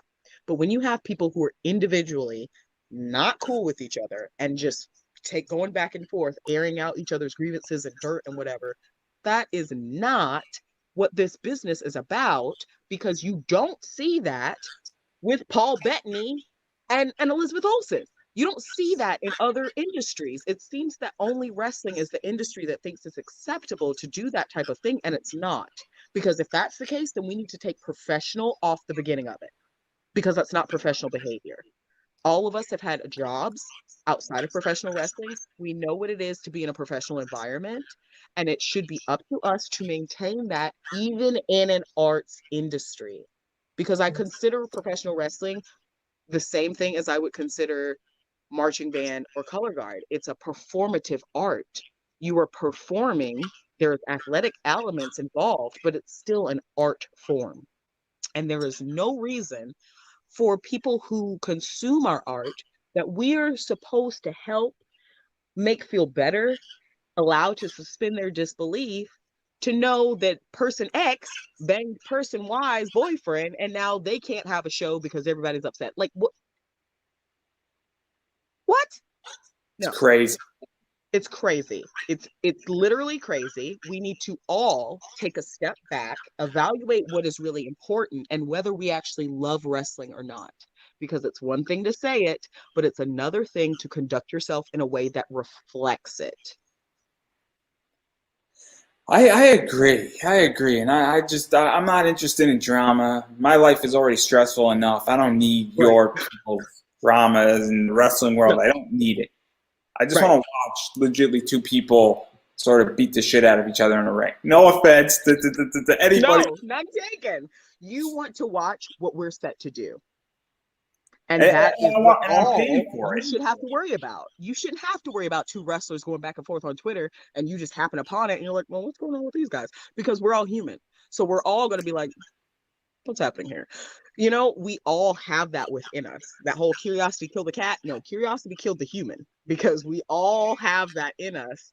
And when we see these things, it's not wrong for someone to ask questions and wonder what's going on, but it is inappropriate and it's wrong for professionals to be putting that out in the media so fans can see it, so fans can get backstage into that. If you are not of the mind of the fortitude to confront someone directly about a problem or an issue, then maybe you shouldn't be tweeting about it, because Twitter is not going to resolve the issue. And Twitter is not the place, or Facebook, because I see these long Facebook posts about craziness. That's not resolving what's wrong. So if you aren't going to go to where the issue is and try to resolve it as an adult and as someone who gives another human being respect and dignity of conversation and problem solving, then Yep. I personally don't have the time for you, because you're not doing any service to wrestling. You're doing service to yourself. And There, this there's business is not supposed to be selfish, even though it's an ego driven business. We're supposed to create something for others. And if people aren't of the mind and of the willingness to squash the ego down and to be in the position that they need to be in and do the work that needs to be done to reach the fans and create this wonderful community that we can share with the world, then they honestly, I believe, don't need to be a part of it, Andrew. Plain and simple. Yeah, I agree. So to switch back to something more positive, there's only two more matches I want to talk about. And it's Uncanny Attractions, Drag and Drop Kicks one. And I love Eddie McQueen. I'm not ashamed to say it. I think Eddie is great. I think Eddie is fantastic. I love everything that Eddie touches. And I think Eddie is beyond underrated.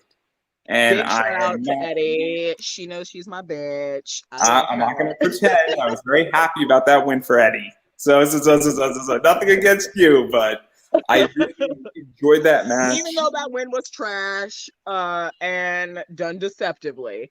Yeah, I still love Eddie, and I still, I stand behind Eddie because she's been through so much. She has dealt with a lot of, not great things in the business, and it is wonderful to see the progress, especially because we were both, Queens of Combat originals. So seeing Eddie, rise meteorically and being able to work with Eddie at Uncanny is amazing. Big shout out to Lynn Fraley, Darnell Mitchell, MV Young, all of the Uncanny and Attraction staff. Big shout out to Lynn. I love her so much. But Uncanny was something truly unprecedented, and to be a part of that organization and to be asked to be a part was tremendous for me. As a Afro Latina of the queer community, you would think I'm asked to do a lot of things, but I'm not. And so to have Uncanny come to me and be like, we want you to be a part of this. We see the value in you and the value in who you represent as a part of the whole fabric of being a person in this world was really wonderful and so gratifying, and I feel very grateful to have been a part of that show. That show was intense and crazy and amazing. And one was fantastic, two was fantastic. I can't wait till Miss Corona gets out of here so we can get back to doing that again. And then there was you were part of another one, and Yes, Mama that was the Calloway. second one. Yes, and I actually tagged with Big Swole, against Main State Posse and the main event. So it was us two ladies against these four dudes, and we put in the work. We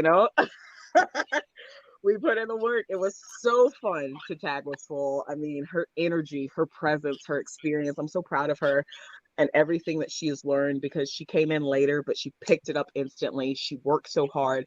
Not only is she a tremendous wrestler, but she's a wife and a mom. Like, her daughter's young. So, like, it's so amazing to see how she wears all these hats and juggles all these things. Meanwhile, I'm just trying to figure out, like, what I'm going to eat tomorrow. Like, it's so awesome. But that whole show, Uncanny itself, I love the concept. I love what Lynn is doing. I love the fact that she's creating a place for everyone of the LGBTQ community, but not just for LGBTQ, just anybody who feels marginalized, anybody who feels other. It's almost as if the island of misfit toys has come together to create this amazing product that everybody can share. And especially running at House of Yes, like, top 10, one of my favorite venues. I mean, well, actually top five favorite venues in the world. But it's an amazing experience working with them, truly. And everybody on that particular, in that organization, on those shows, has such an appreciation for each other and a respect for each other that I have honestly not found other places. And it's just coming in when I did in the 2010s and seeing how things has changed now. It's really refreshing, Andrew, and it makes me feel hopeful that professional wrestling will continue to evolve, continue to fold in marginalized communities, continue to be a presence in the lives of everyone, because it is. I was just looking, they had a Fuller House. They did a wrestling episode. Always Sunny in Philadelphia. They did a wrestling episode. Um, what's that? American Housewife. They did a wrestling. Like, everyone knows and responds and understands wrestling, and it's in all of this media that we consume. And so for Uncanny to take it to the next level and make sure that people who aren't usually consumed, so to speak, in wrestling are represented, that was a big deal. That match was amazing. My match there, the Halloween show was fantastic with Tara Calloway and oh gosh, Dark Nurse Sheik, Nurse Ratchet. Yes, that Mama was Calloway. crazy. Yes, I love It's Tara. And it, so the reason why I call her Mama Calloway, for those who don't know, Tara is like a mother to every single wrestler ever. Like it's true. not even Yes, funny. Like it's funny when like what I'm saying and I'm laughing about it. But Tara Calloway is legitly has like mentored so many wrestlers. It's yes. not even funny. Like the list just goes on and on and on and on and on. And it's amazing. And I love Tara Calloway. She is tremendous. She is my vet. And it was really wonderful to share a ring with her, to plan out what we were gonna do with her, to just because up until that point I hadn't worked with her. And the funny thing, Andrew, my original gimmick that I came in with when I was down at Eddie's in Fayetteville, I wanted to be a pterodactyl, and I knew nothing about a Terra, but because I grew up on Land Before Time, I wanted to have a Petrie type gimmick. And I wanted the hat and the wings, and I wanted to perch on top of the top rope and and like do a screech and have like little kids in like Petrie outfits with me. So they were like my little pterodactyls, that could interfere in the match and stuff. Like I had this all planned out. It was all planned. And then I broke in and I saw that Tara was already doing it, and I was like, oh! But that's okay because that allowed me to become Big Bang, But it was so funny how even before I met her, we had similar ideas about stuff. But yes, she is definitely a veteran who has taken the reins of being a mother to a lot of people in the industry. And it's so funny because I don't think people realize as women, we don't have a lot of veterans. Even though there are a lot of women professional wrestlers and there are women professional wrestlers at all levels, we on the independent level don't have a lot of mentors. There are women who will reach back and help out, but on the whole, a lot of us have done this on our own. We haven't had the guidance of veterans in the business. And so that's why when I was in Japan, I was so happy and I felt so fulfilled and gratified because I had people to go to talk to get advice from. These women have been wrestling for 20 plus years. I was 10 years old when they started wrestling, and so of course I'm going to go to these women and ask them and try to get as much information as I can so that I can learn and be a better professional myself. But I ran into a lot of roadblocks here in the States where my messages were unread. People saw them and didn't respond. I was blown off. And so going to Japan and receiving that sort of mentorship, they really take the senpai kohai relationship to a level that I honestly think we should bring back here in the States because you aren't ever alone. You're never walking without somebody who can lead you. You're never experiencing something without somebody who's experienced it before having your back. And I think that that is something that is very important for new wrestlers and for wrestlers who are becoming more seasoned. Until you get to that point to be on your own, so to speak, it's definitely important to have someone there who is able to engage with you in a way of giving you advice, not dictating, but giving you advice to guide your path. And I definitely appreciate being in wrestling in Japan for that because unfortunately here in the States, I didn't have that experience. A lot of wrestlers of color that I reached out to left me on red. They did not respond. Female wrestlers in the business who have not really given me a lot of of advice that even though I've asked them for it. And my thing is if you're wanting to learn, you're wanting to further your education, you're wanting to be the best in the business, you have to go back in order to go forward. You have to contact those people who've done this already. You have to have conversations and dialogues so you can figure out your next steps and how you can further beneficially impact the business. But if people aren't willing to have those conversations with you, what do you do? So I feel very grateful that when I went to Japan, that was completely eradicated. I could go to any of my senpais at any time and speak to them broken English conversation, but speak to them about what was needed and what could be done to help my career, what I could do to help the business, and what moving forward needed to be done to help the business. And I'm very grateful to Japan for that, for sure. And then also to talk about groundbreaking positions, I think Uncanny is one of them. And then obviously Oh, yes. prime time pro wrestling and obviously we're going to table everything that happened beyond that, but I think Butch vs. Gore stands on its own. But I think Oh it yeah. was very groundbreaking. It Oh, was for sure. obviously one of those shows that I think really started to break down the door. I think Effie's Big Gay Brunch really knocked the dam down, in my opinion, even further. But obviously, I think Butch vs. Gore, I don't think Effie's Big Gay Brunch would have had such an impact if it wasn't for Butch vs. Gore. I No, really I don't think so. And I think Butch versus Gore also opened up something that Effie hasn't done. I'm gonna say it. Effie likes to book his friends and book people who look cool in the LGBTQ community. Butch versus Gore pulled everybody. Everyone who was represented in the LGBTQ community was presented on this show. The variety of individuals was so multifaceted. I honestly think that's like the top as far as LGBTQ representation in shows has gone. I have yet to see another show bring in that diverse, that creative, that versatile of a group since that time. And I think people are afraid that it's not going to work. But as we saw, DC Brow was packed. It was packed out, standing room only. So please don't think that the LGBTQ crowd can't draw because that's wrong. I so appreciate Primetime in making sure that people from all walks of life are represented because just as Black people aren't a monolith, people of the LGBTQ community aren't a monolith. Not all of us are flamboyant and out. Not all of us are, conservative bears. Not all of us have the same perspective and the same experience in life being a queer person. And I feel like they did such a great job representing all corners of that perspective. And I really have to tip my hat to them because prior to that, there was only one other organization that was really focusing. We saw how that turned out. And, it's unfortunate that things had to go that way, but I really admire and I'm very grateful to Primetime for stepping up and filling that void and making sure that within that void, everyone of the LGBTQ community had a voice, had a shine, had a moment to showcase their abilities. And I think that's really what I loved so much about that show. And I got to meet so many people that were of the community that I hadn't met yet because there's a lot of newer wrestlers up in the north and northeast and northwest that I had not met at that time. And so it was so cool to have these people come together and to create this amazing show.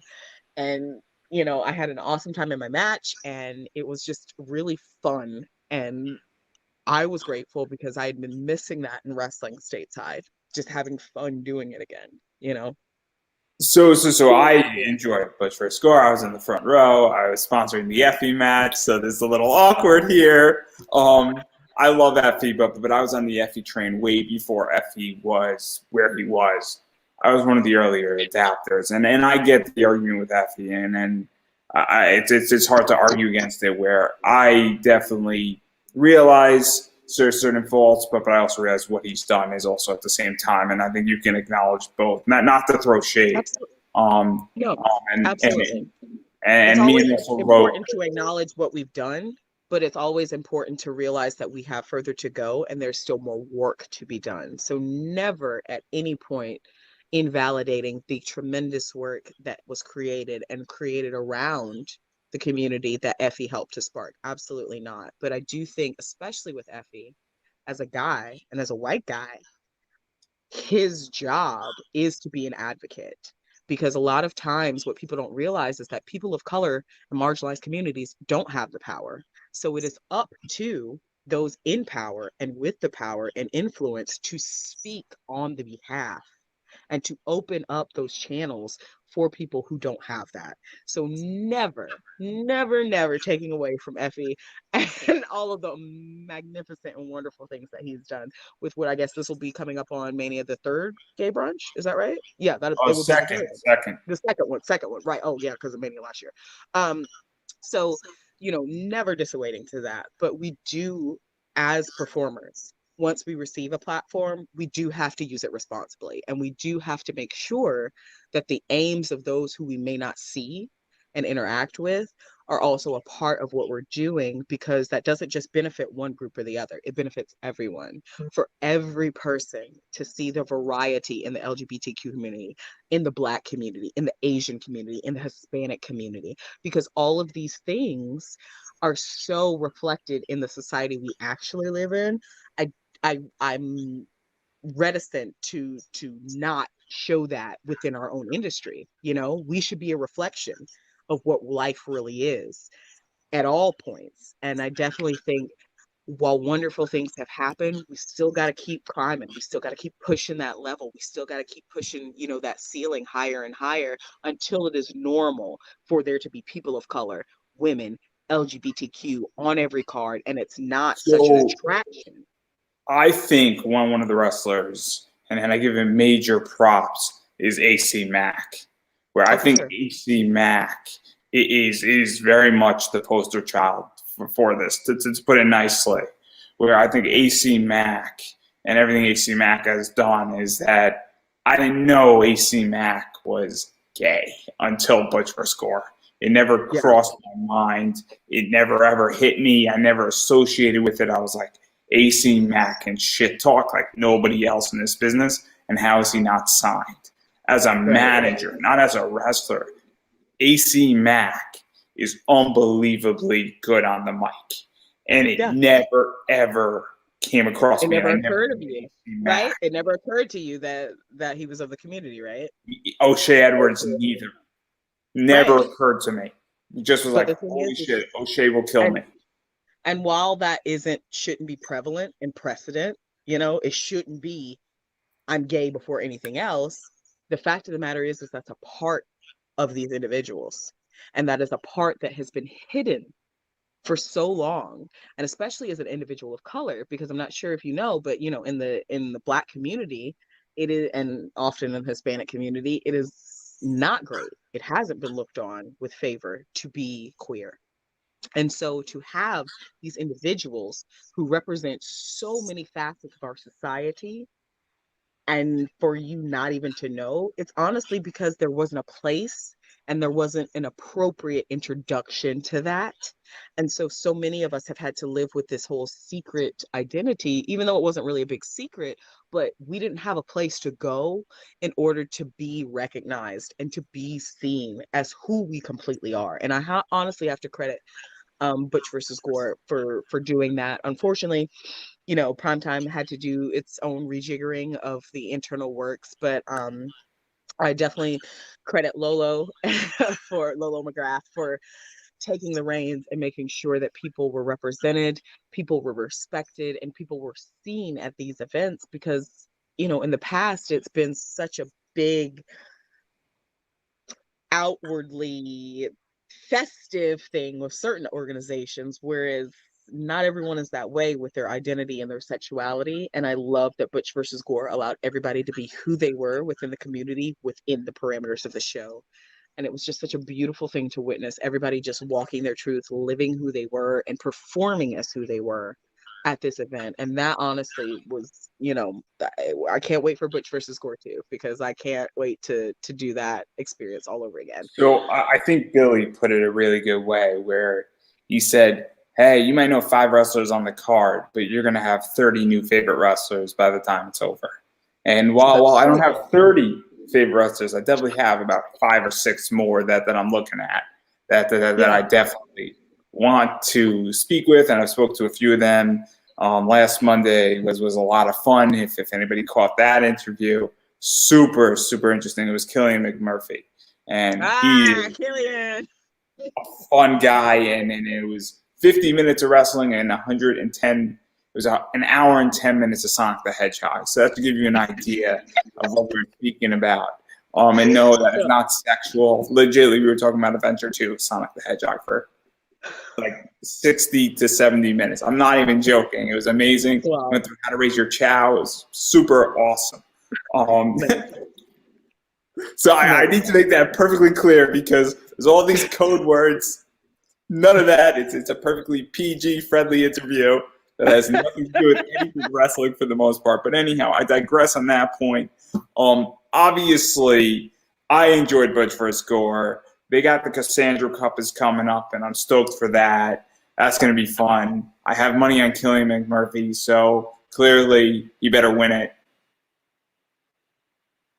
And I don't know what just happened. This is so awkward. And she's back. Okay. Yeah, woo. I thought I said something bad.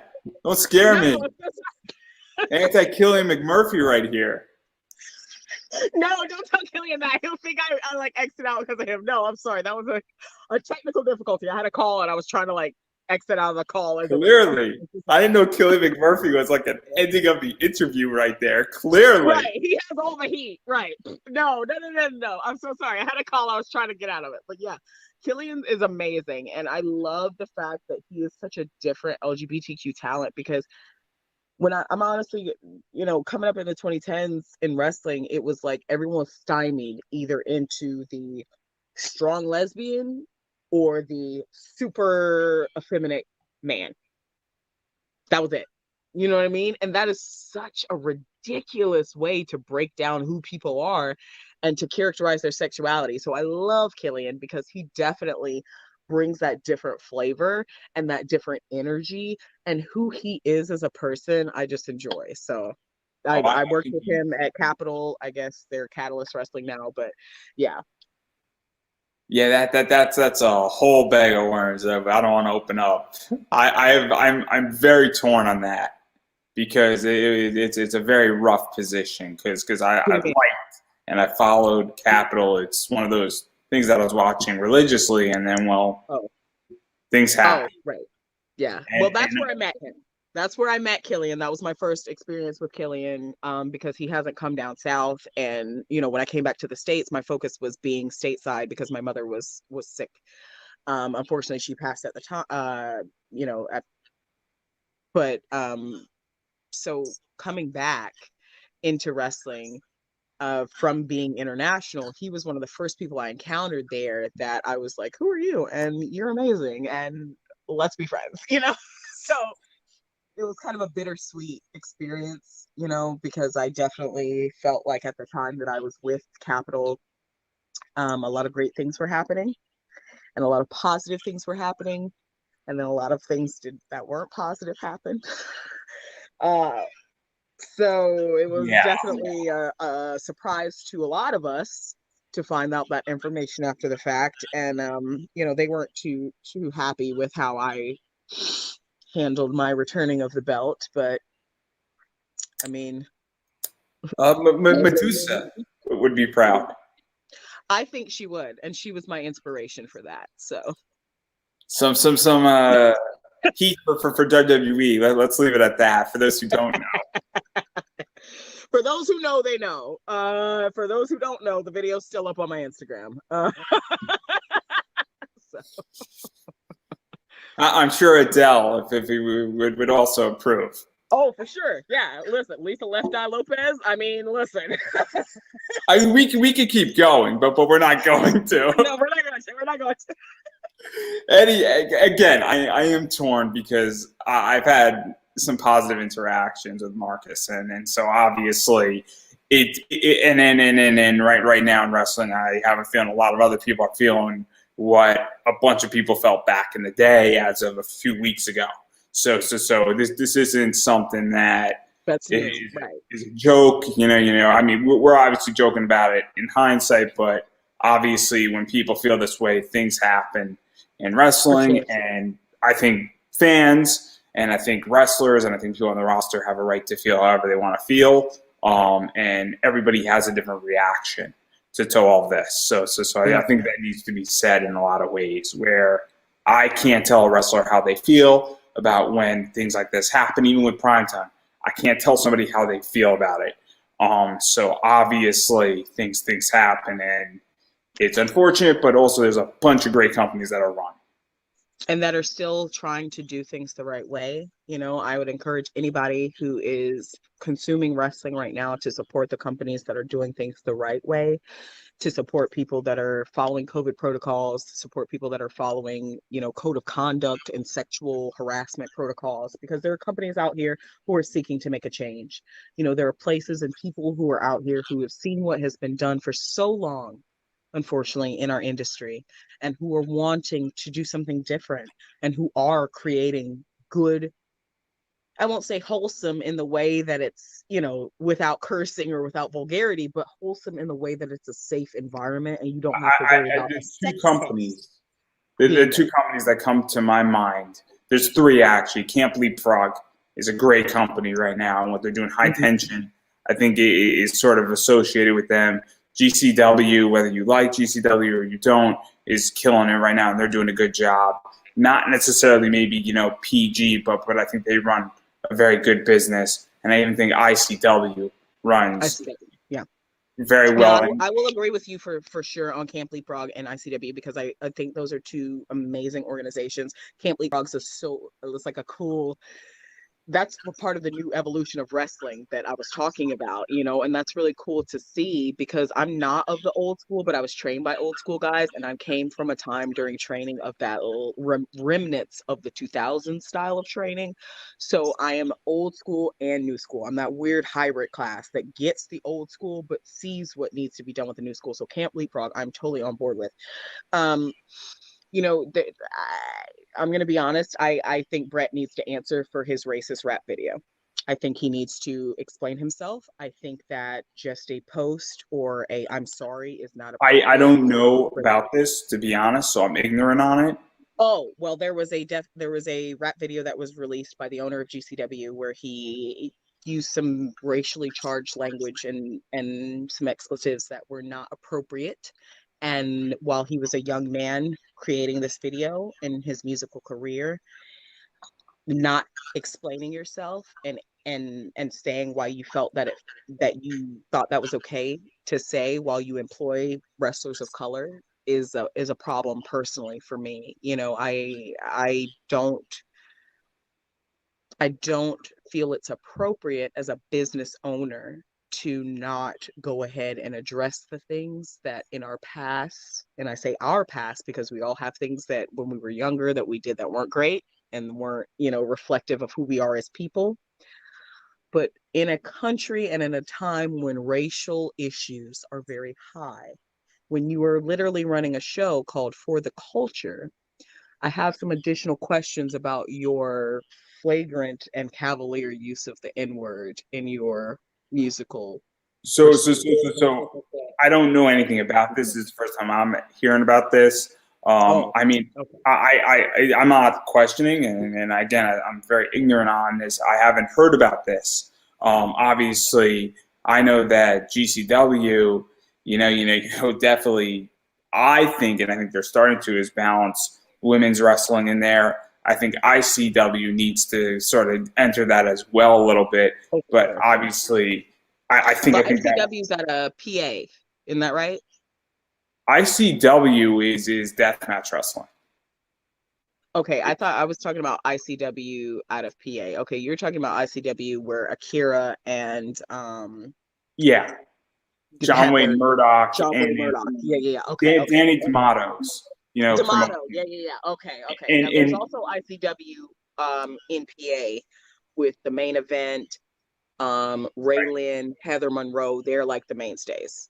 so the deathmatch company, Danny D'Amato. From what I know of him, he is very much a decent person. From what I know, and obviously everybody has skeletons in their closet, but that guy loves and cares about wrestling. Yeah. And I know that ICW might have some issues with GCW, and there might Oh, be some. I'm not 100% certain, but there's been some stuff that's been aimed at it, and sort of positioned, especially during Mania weekend. I don't know if it was a open shoot or if it was malice or if it was just to drive traffic, because that sometimes happens too, where you're right. playing both sides. But obviously, my understanding of that company is very well run. But I don't know much about what happened with GCW. And I think obviously I'm gonna have to look into it because I don't know what it all is dealing with. But obviously I was not informed of that. So clearly that That I was think that was answers. during speaking out, and even though that wasn't a speaking out issue that came out during that time, a lot of things were dredged up in the past about people and things that they had said that were not congruent with what they were doing presently. I personally of the mind that if you were born, educated, and live in America, you got a little tinge of racism. Unfortunately, that's just how our education system is set up. We've completely whitewashed the stories of Africans, of Hispanics, of indigenous people, and we only teach one side of history.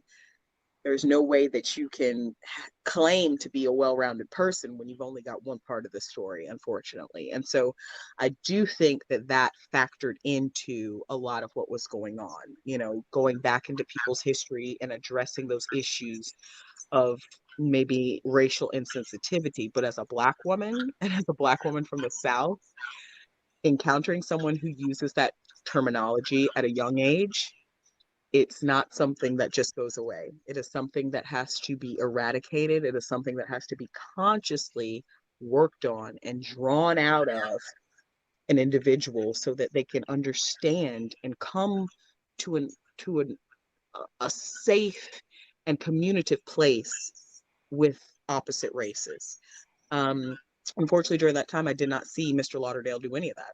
I did not see any sort of apology, any sort of explanation for his behavior. I did not see anything to state that he didn't actually feel that way today. And as a professional, as a woman of color, as a member of the LGBTQ community, I have to personally look at things from a perspective of safety, and not just physical safety, but emotional and spiritual safety.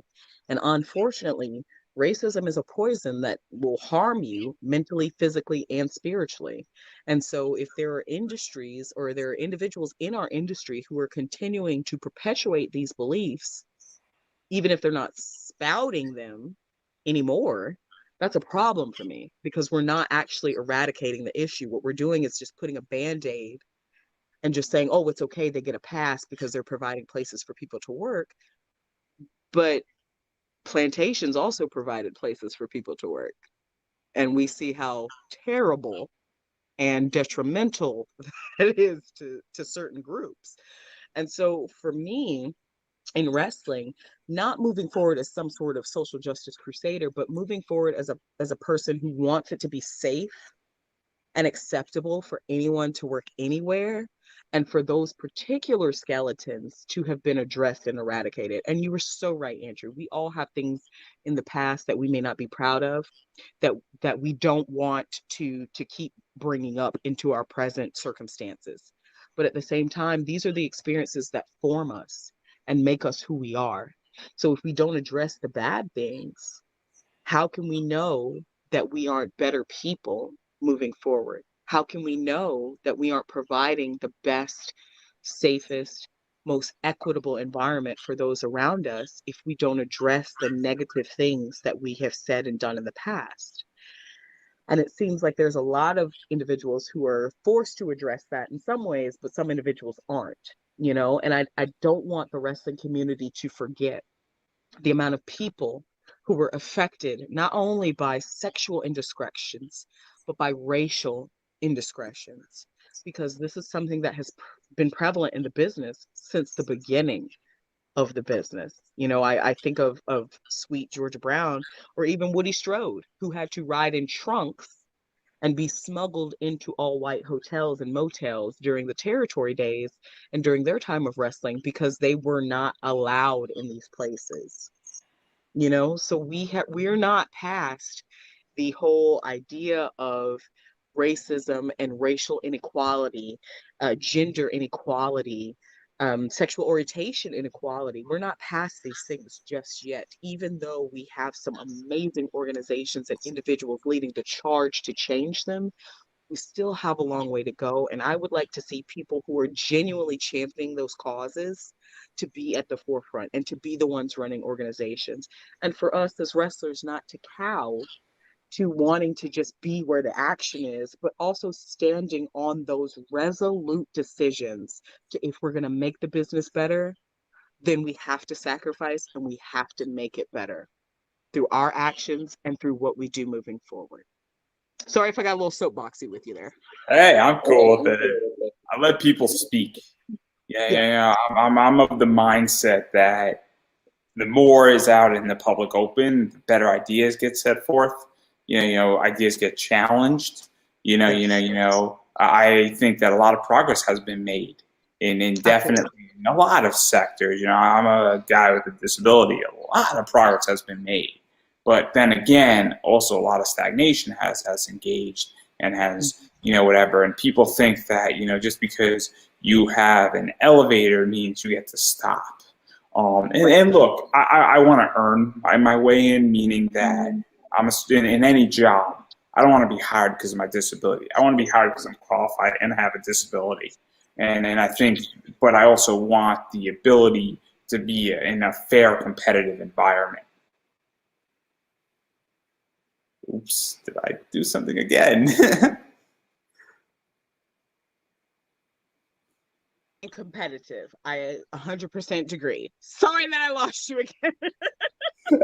Again. I don't think I'm saying anything controversial all that much. And like, here we No, are. Angel, I'm not trying to leave you. I'm so sorry. So to get away from controversy and talk about something completely uncontroversial, like religion. No, no.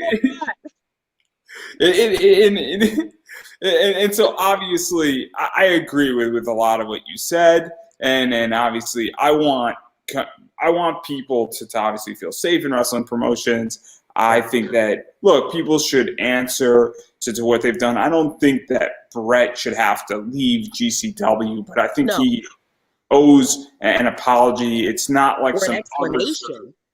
Not even an apology. I just would like an explanation for the behavior and for why he thought that was appropriate. And then, as a person who's running for the culture, which is a Black themed wrestling event, how do you genuinely feel about that? Are you doing that just to make money?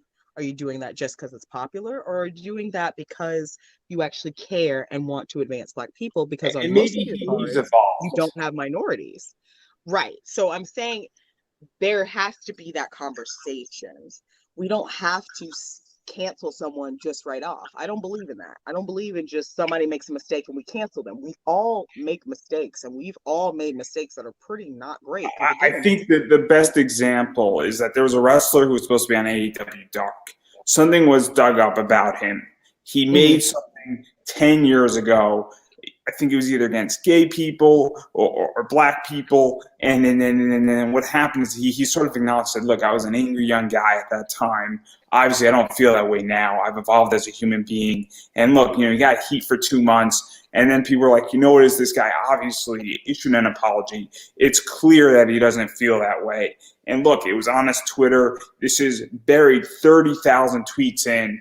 It Right. is maybe, it is we dug something a little bit too deep that we actually had to actively look for it. Well, I don't think it's digging too deep. I think people say what they say and they mean what they say. But there is a statute of limitations. But even with a statute of limitations, there are things that have to be addressed. And racial issues are one thing that cannot be ignored, swept under the rug, or advised to others as it's how they felt at the time, but they don't feel that way anymore. Because we all have prejudices. We all have different facets of that are not great and that don't allow us to see people for who they are, that don't allow us to be functional members of society because we don't allow ourselves to see and hear the other side because we've been so conditioned not to.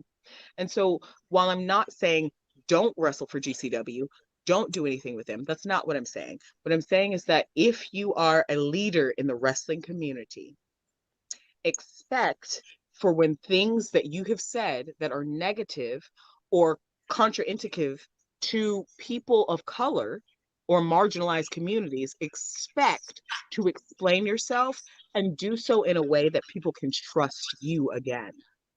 Because I don't trust Brett Lauderdale because I don't know him. And from what I've seen of him, is it safe for me as a person of color? So regardless of how he feels now as a person of color, I don't feel safe around him because I haven't heard anything from him that states explicitly, this is how I feel. I was not this, I made a mistake. This is not what I'm about. I don't feel that way. And then demonstrate that through booking and business practices. Because even if that happened and I missed it somehow, we haven't seen through GCW's booking practices that he doesn't feel that way.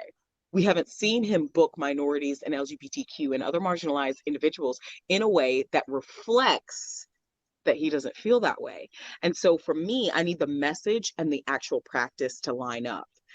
We don't need to cancel people. We need to give everyone a chance to explain themselves and to go forward in this business with a fair, equitable viewing of what their actions were, You because need it's to give not the charitable people things. you need to give people an opportunity to curate and rectify their behavior before you Absolutely. cancel them. Yes, Within reason, and within I say reason, for within sure. Yeah, yeah, reason because there's certain yeah. things that can't be Oh fixed. no. Right. But You know, but, there's but certain individuals who were sex pests who were definitely I enough think to be Brett canceled I think Brett deserves the opportunity to to rectify explain himself. and Yes, curate the situation and absolutely. demonstrate before the cancellation. You know, Absolutely. And and I think if you, I honestly don't think Brett needs to be canceled. I'm not saying cancel Brett. I'm just saying Brett needs to answer. He needs to be sincere. But if he does genuinely feel that way, and if that is something withheld within him, then people of color and marginalized communities don't need to go there because it's not a genuine place that you can go and be safe to work. And unfortunately, Corona has shown us with a lot of these promotions who have had to close because of financial reasons or otherwise, there are very few places that are available to us. And so these places, I personally am holding to a higher standard because you're the last one surviving. You're the last man standing, which means that you need to be representing wrestling in the way that it should have been represented all along, not in the way that the carny old way was represented. So and so obviously I'm going to let you sort of wrap this up, and I think we've been talking for like 2 hours here, yeah. so I definitely want to give you an opportunity to promote yourself because obviously we spoke about a lot of stuff. So where can people find you? Because I know you got a Facebook page. I think you got a Twitter. I don't know if you have an Instagram. I think you have a Yep. website. I know you got some merch. And so obviously I Yep. want to give you an So opportunity to promote. Obviously, we spoke about a lot of stuff. So it's a lot we of stuff covered the that people can gambit. check out. It covers a whole bunch of ground, but obviously, where can people find you, support you, check you out on Twitter, Facebook, Instagram if you got it, and some other stuff out there. And also maybe see some Medusa action. Yeah. Well, if you want to see that Medusa action where I lit things on fire and threw them in the trash, make sure you're following me on Instagram at Glitterlicious Bang Bang. I'm available on Twitter at Glitterlicious, spelled just how it sounds. My Facebook is actually Roni Nicole / Big Bang Nicole, and you can find my YouTube channel at Roni Nicole. And please definitely make sure you check that out. Back in February, in honor of Black History Month, I did something called Sunday Sessions, which spoke with other Black wrestlers about their experience and what it actually means to be a Black wrestler and what we experience in conjunction with our counterparts who are not Black. And so definitely please check that out. Our last Sunday sessions featured Rob Prefontaine and Shane Taylor of Ring of Honor. So I definitely want people to go and check that conversation out. And it's something that is going to be ongoing because I feel like conversations are what help everybody to learn and understand and grow. Find me on Snapchat at Roni Nicole R, and you can email me for bookings, appearances, speaking engagements, and modeling engagements at RoniNicoleR@gmail.com. And Andrew, thank you so much for having me. Thank you to you and your guests and everyone who supports you for seeing me, tuning in, being receptive, and listening to my story. Thank you for sharing our stories because as a podcaster, I know it's challenging. So thank you for all that you're doing on your end as well. Well, thank you for coming on for starters. And obviously, I like doing interviews with people, and I do interviews across every sector. And so I like talking to a bunch of different wrestlers, voice actors, cosplayers, and other people in the entertainment industry. And I've been saying it to everybody that you have to support indie, no matter what that Yes. indie is. Super important. And obviously, financially, that is the way to do it. first and Yep. foremost, because that does mean the most. It's not the end all be all. It is important though, especially in the middle of COVID, to do that. Right. But if you're in a situation where money's tight and look, things are tough, it's been tough on a lot of people. Everybody's in the same boat. Make sure you keep your mortgage paid, your rent paid, electricity on, water. Make sure that your spouse is okay, your girlfriend, your boyfriend's okay. Make sure your parents are okay. Make sure your dog is fed. If you got kids, make sure they are okay, because that is super important as well. Right. And if that's the situation, please support on social media because it goes so far and it is Absolutely. so important. And also, you'll be informed of what's going on with whoever you're supporting. And so that is something that you definitely have to do if money's tight. But if you have extra money, please go buy merch. Super important. Donations, always helpful. Obviously, things like that, as well as following on social media, should just happen anyway. But clearly, those two things are super important. So, on that note, I think that that's a wrap, unless you would like to have a final word. No, that's totally a wrap. Thank you so much for having me, Andrew. I hope that we get to speak again, and I appreciate you so much for what you're doing for the business. Thank you.